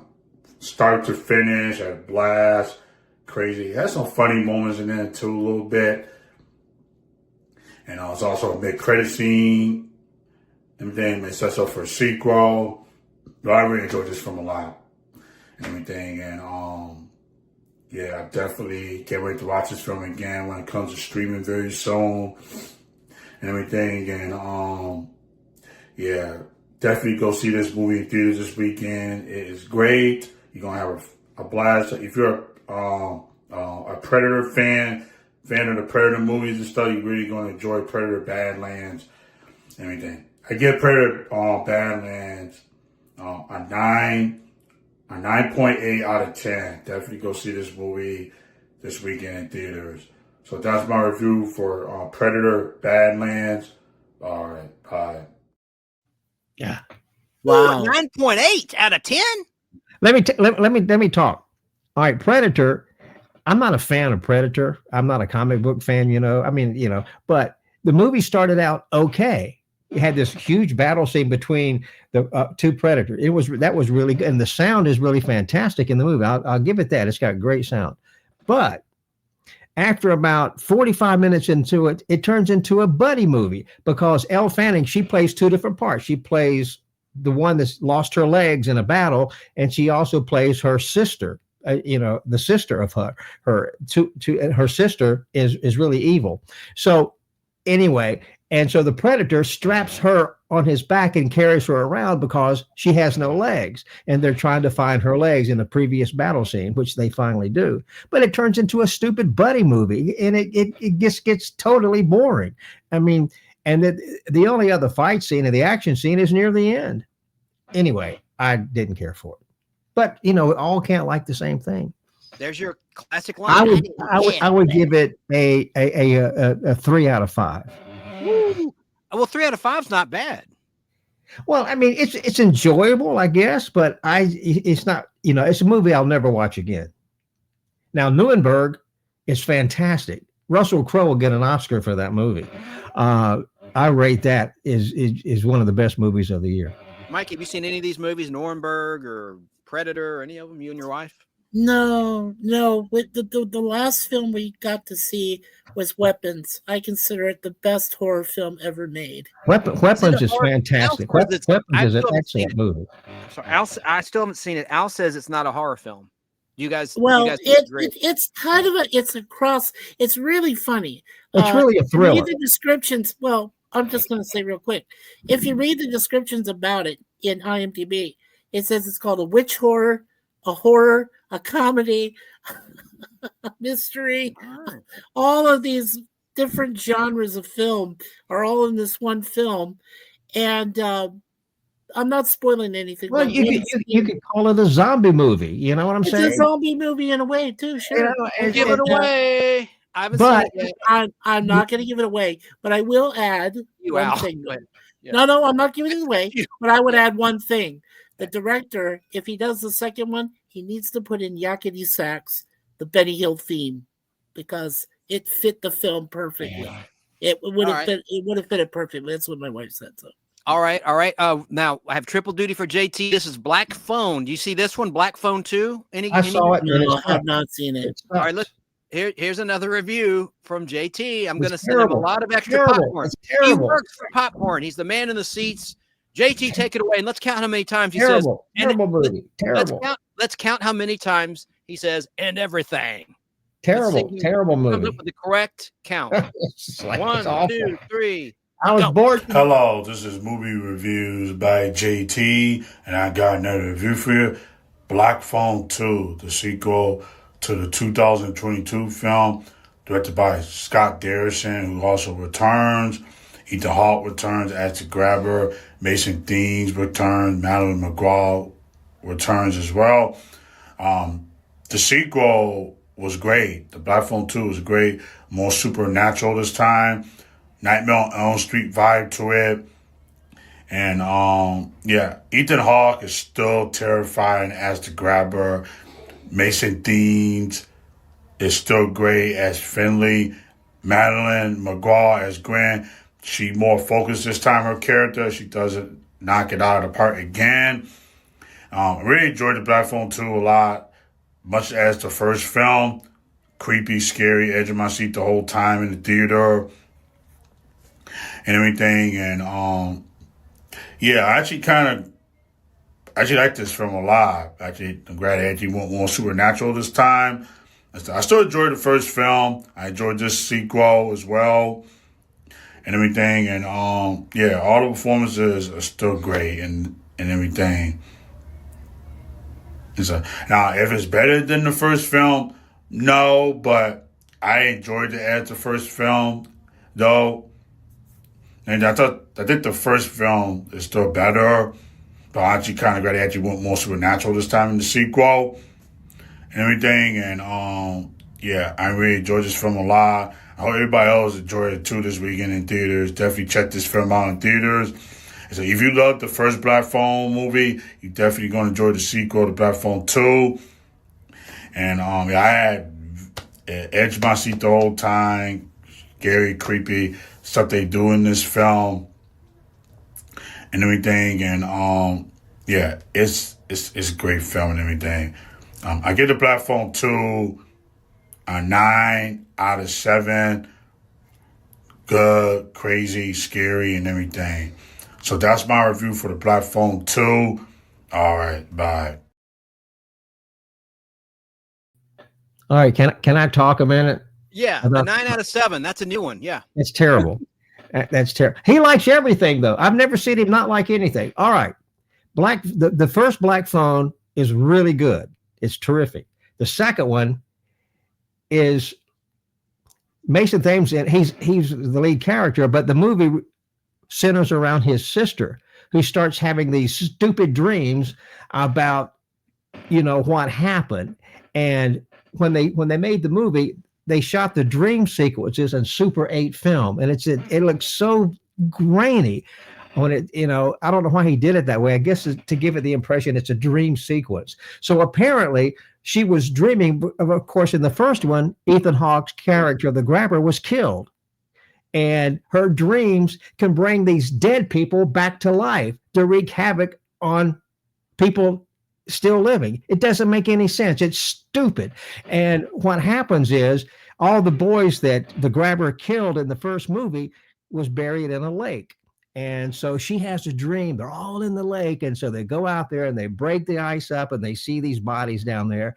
And to make a long story short, Ethan Hawke's character, the grabber, doesn't come back to life until halfway through the movie.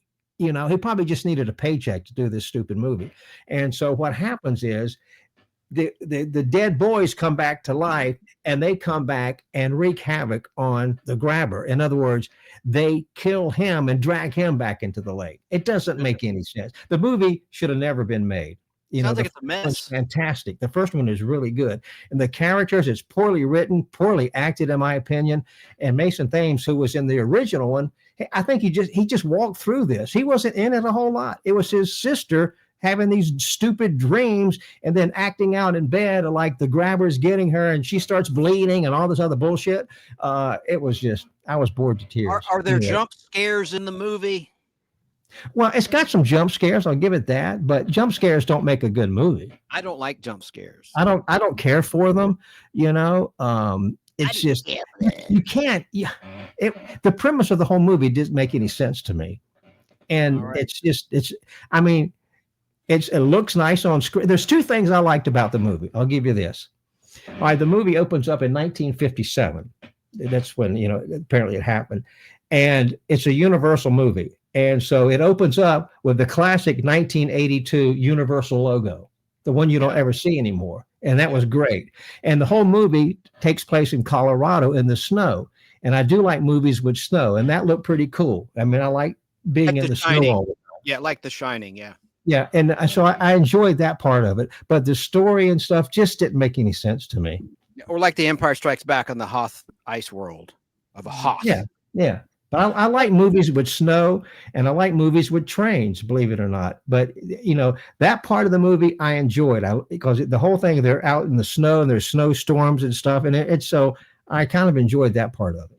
Like Bullet Train, getting to your point about trains, we liked Bullet Train. We saw that together. That was pretty good. Like any movie with trains in it. Right, but who directed the terrible Fall Guy movie? That was a bad follow-up to Bullet Train, in my opinion. But the Fall Guy movie was terrible. It was not good. It was bad. My favorite movie about consultant on that film. My favorite movie about trains is Burt Lancaster, the movie called The Train. Black and white movie. I think it came out in 63 or 64. I like From Russia with Love, the train scene on that, and The Spy Who Loved Me, another Bond film where there's a big fight scene. Yeah. Oh man. Now, my favorite train movie, guys, The Taking of Pelham 1, 2, 3. Oh yeah, that's a good one. That's a good one. What about Silver Streak? Jill Clayburgh, Richard Pryor. Silver Streak's very fun. That's fun. I liked it. Yeah. We could do a whole show on movies set on trains. And movies we still with trains. guys. Forgive me because we were going to talk about horror monsters and movies and maybe TV, and I figured we could maybe save that for next Halloween. What do you think? Or should we still? That sounds good to me. You can talk about horror movies or any kind of movies anytime. It doesn't have to be Halloween. Maybe we will then. Okay, I'm open to debate. That's cool.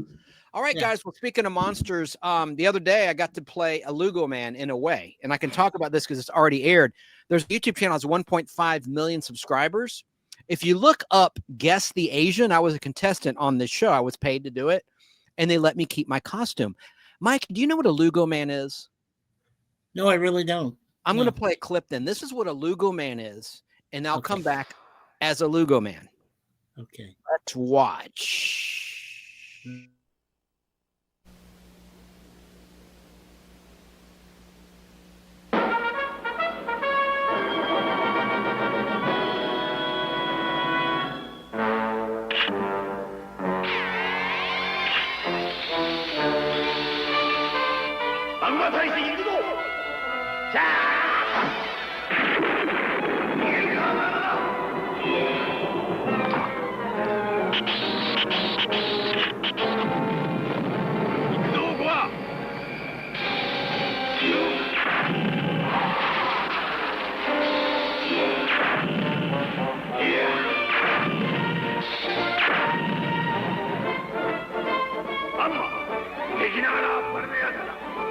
間抜けな地球人がどうして貴様のようなロケット人間を作れたのだ。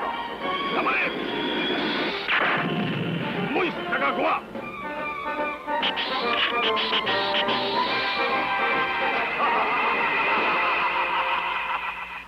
貴様の子供騙しの威力は笑わせるぞ。まあゴア様の本当の力を見せてやる。これを見よ。お、この隕石は人生から飛ばしてきたのだ。はるばる人生から飛ばしてきた俺の力を見たか。隕石の下で溶けてスクラップになるがいい。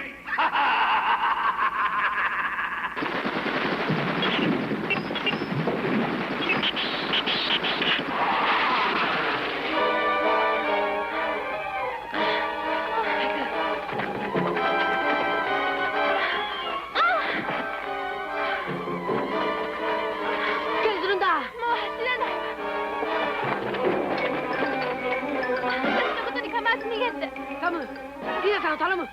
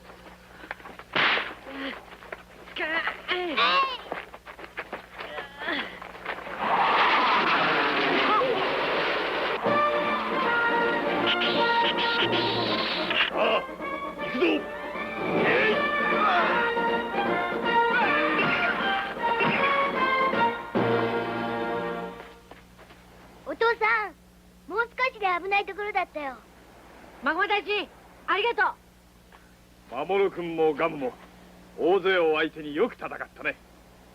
勝ち負けはどうでも勇気を出して戦うことが大切なのだ。それが地球を守ることなのだよ。はい。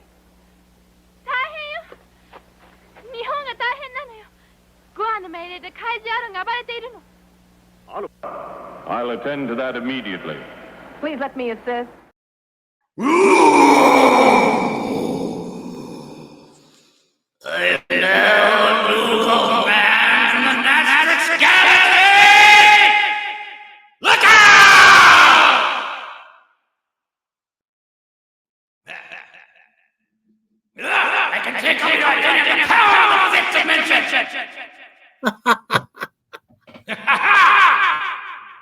Lugo Man. They gave me this mask, and it does it. Do I look like a Lugo Man now? Yeah, it'll do. That'll work out perfect for you, buddy. Yeah.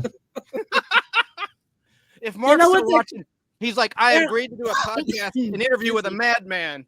Yeah. Hey, Chance, you know what that kind of gave me was like early elements of Mighty Morphin Power Rangers.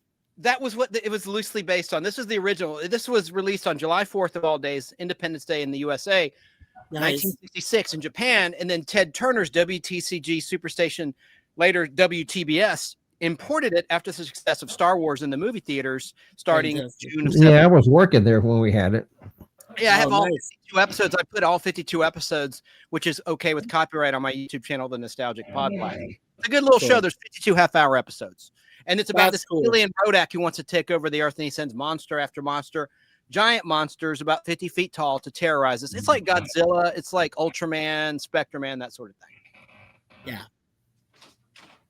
All right, guys, any final thoughts before we sign off? Now, I'd just like to say this. I'm glad I came on to meet Mark. I enjoyed that. I'm glad you did too. We invited Tom Williams of the Weather Channel, but he had better things to do, I suppose. It's his loss, but it was an open invite. I tried to include him. Well, I was very blessed and honored, as I always am, to be here with you, Al, to be here with Chance. Yeah. And I'm glad I got to be able to talk to Mark before he left. Yeah, absolutely. He's such a wonderful man. He's a wonderful young man, and he does not, let's be honest here, he does not look like he's in his 40s. I know. He does. He looks like he was 25. Yeah. Born in 78, I suppose. Yeah. Yeah, 1978. So he's 47. No, he didn't look 47. No. Oh, and I almost forgot Remind Magazine. Yeah, here's the link. Well, Chance doesn't look 60 either. I'm not nowhere near 60. I'm just joking. I just got to quickly mention Remind Magazine. Our friends at Remind have an offer, $1 an issue. There's 10 issues per year, including 2 double-size issues in the summertime and during the holidays. And this is their Holiday 2025 edition, which came in the mail not too long ago, about toys and games. And look at the game you see right there. There's an Operation in the center of the magazine. Anyone that's listening, I'm holding it up for the camera. I had one of those. I had Operation. I had it. I played Operation. I used to play it. Yeah. I had it. Yeah, so all you have to do is go to remindmagazine.com. Please mention the Nostalgic Podblast when you order, and you can give this as an introductory special for 1 year for only $12, including tax, including postage out the door. It'll make a great birthday gift, great holiday gift. Remind Magazine. It's the 1950s to the 1990s, brain-teasing puzzles and games and interviews with your favorite stars and articles like this about classic toys and games. So thanks to them. Oh, Keebler says 1977. He's 48. Yeah, I think he might have been born in 78, not 1977. No, the phone lines are closed. I'm sorry about that, Joe. Maybe next time. I'm sorry. Let me make myself big. So remember, remindmagazine.com, or there's a toll-free number you can call. That's 855-773-6463.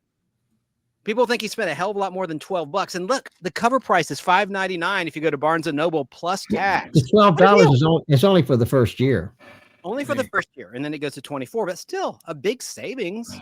It's $2 an issue in year 2 versus $5.99 plus tax. What a deal. Yeah. So thank you, Keebler, for reminding me about my friends at Remind Magazine.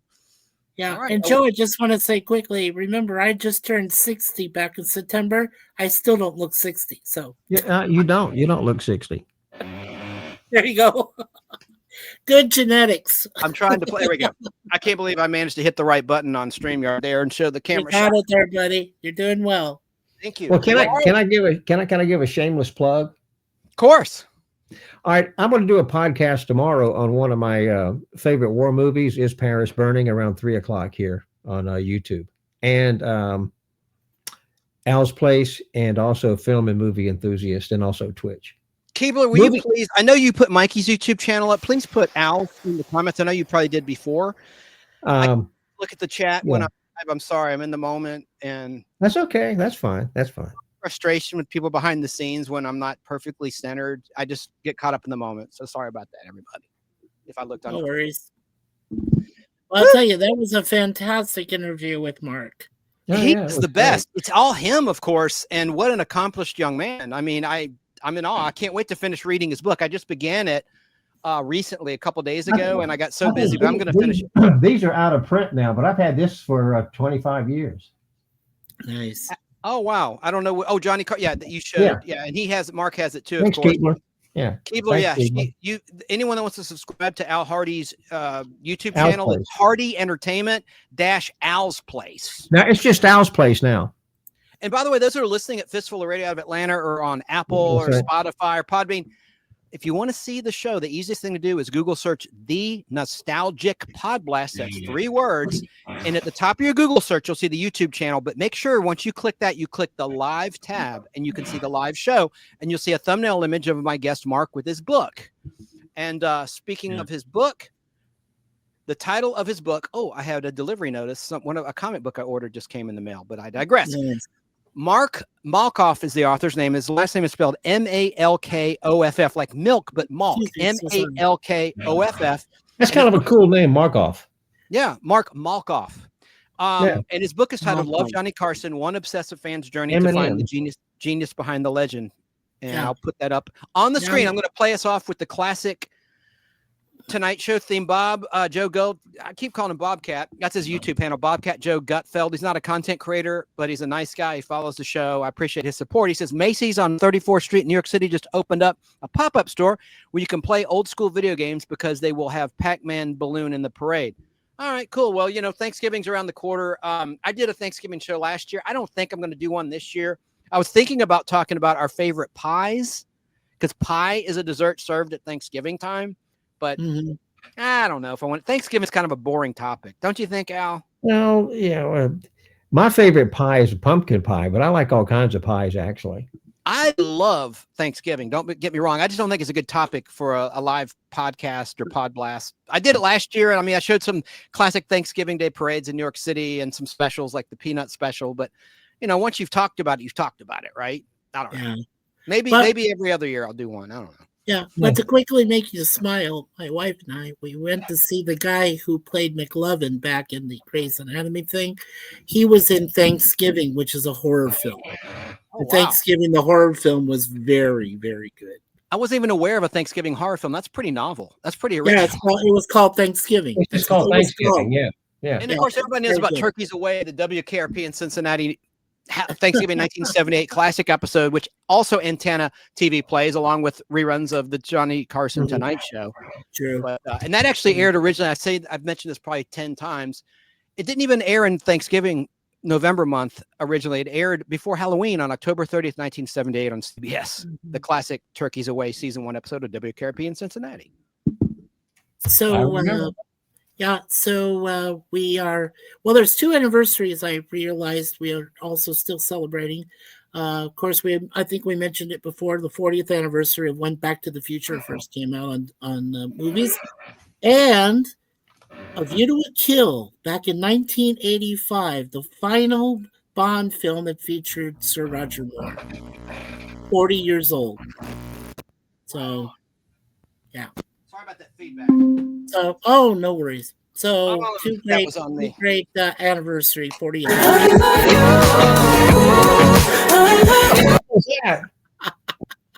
What was that? What music? Oh, boy. I'll explain that. What were you doing? I ordered a comic book from a comic book seller in Tennessee, and his son recorded this song, and he goes, I'll give you a discount if you download on iTunes, on Apple iTunes, my son's song. And I did. And ever since then, I can't get rid of it. I'm not technically challenged. I need my producer or Al, somebody to help me with that. I want to get that silly song off. It just will play randomly on my phone. But thank gosh, I'm getting a brand new phone without that song in it. It's not a bad song. It's just, my apologies. It has a mind I couldn't hear what you said. Play randomly. What the hell was that? I don't know. I tried to hook up to my board. I'm trying to play the classic Johnny Carson theme from TV's Greatest Hits Volume 2, a record album that was released in 1987, which I have on vinyl. And so I'm doing this old school, playing it on my phone. And unfortunately, all this other garbage just all of a sudden randomly played. So that's. I have the Carson theme on 2 CDs. It's called TV Tunes. Nice. Oh yeah. There's a lot of covers of that. Yeah. Hey, trivia for Al. Who scored the Tonight Show Johnny Carson theme? Dun, dun, dun, dun. Paul Anka. Good. Very good. And again, they added the drum beat at the beginning to avoid paying music royalties. Allegedly. Mark could have verified that, our guest. Again, our special guest, Paul Mark. Anka, he wrote a lot of cool stuff. He did. He did. I want to thank everybody. I'm going to sign off. I'm going to cut my guests loose. Thank you, Al, for joining us. Thank you, Mikey. Thank you for having us there, Chance. If I have time, we'll do a show next week, and maybe we can all come up with a topic, and maybe I'll have a pre-recorded video with my producer. I know we're going to do a Christmas one. I'm excited about that. I don't want to say too much. Still very preliminary and premature, but I hope you guys have a great week. And again, Mikey, I apologize for keeping you backstage for so long, brother. Don't worry about it. All right, Mikey, I'll talk to you soon. Hey, night to everybody that joined. Yeah. Night to Daily Beast. I want to thank everybody that joined us live. There's quite a few. Want to thank Joe Gutfeld for his continued support. Hey to Kay Moonen down in Florida. I want to say hey to Snarky. I saw that she showed up. Of course, my power mod, really, I think my main power mod, Keebler, No Sugar Coating the Truth. Didn't see Sarah, my flock. She might be moving to Minnesota from Southern California. I don't know. She's got some things going on in her life. Hey, Hello, Sarah, is Sarah still on? Danny I guess. I think so. Okay. Yeah, I mean, she's constantly popping up in my feed, so that's a good Sarah. thing. Not here. She's not here now. Hey to Danny Staten. Thanks for joining us from South Carolina. Thanks to the replay crew. I appreciate everyone that listens after the fact. Again, remember to check out the YouTube channel if you want to watch on your television set, for instance, this show with our great guest, Mark Malkoff. He's an author, and man, he's worked on a lot of shows that I love to watch growing up. Really good stuff. Also, make sure you go to Mark Malkoff's YouTube channel, which I subbed earlier this week. He has some very, very funny content there. Please subscribe to him. Now, his last thing ended 2018, but that's because he went on to better things. So if you want to check out some early, funny comedic bits he did, including living in a store for a week while his apartment was being fumigated, which is hilarious, check it out. Mark Malkoff. Nicely said. And thanks to Low Tech 99 for joining us as well. If I missed you, I apologize. Yeah. But I know people will watch the replay. Happy trails to you, Danny Staten. All right. Well, I'll catch you guys later. And Al, I'll give you a call later on. Thanks for participating, everybody. Hey, man. See you guys later. Okay, bye. Take care, Al. Bye, Mikey. Hey, take care, Chance. Love you. Love you too, brother. Thank you. Okay, so that's our show. And I'm going to play the Tonight Show theme at the end, but I have one more thing I want to say, and that's don't let the dragon get you.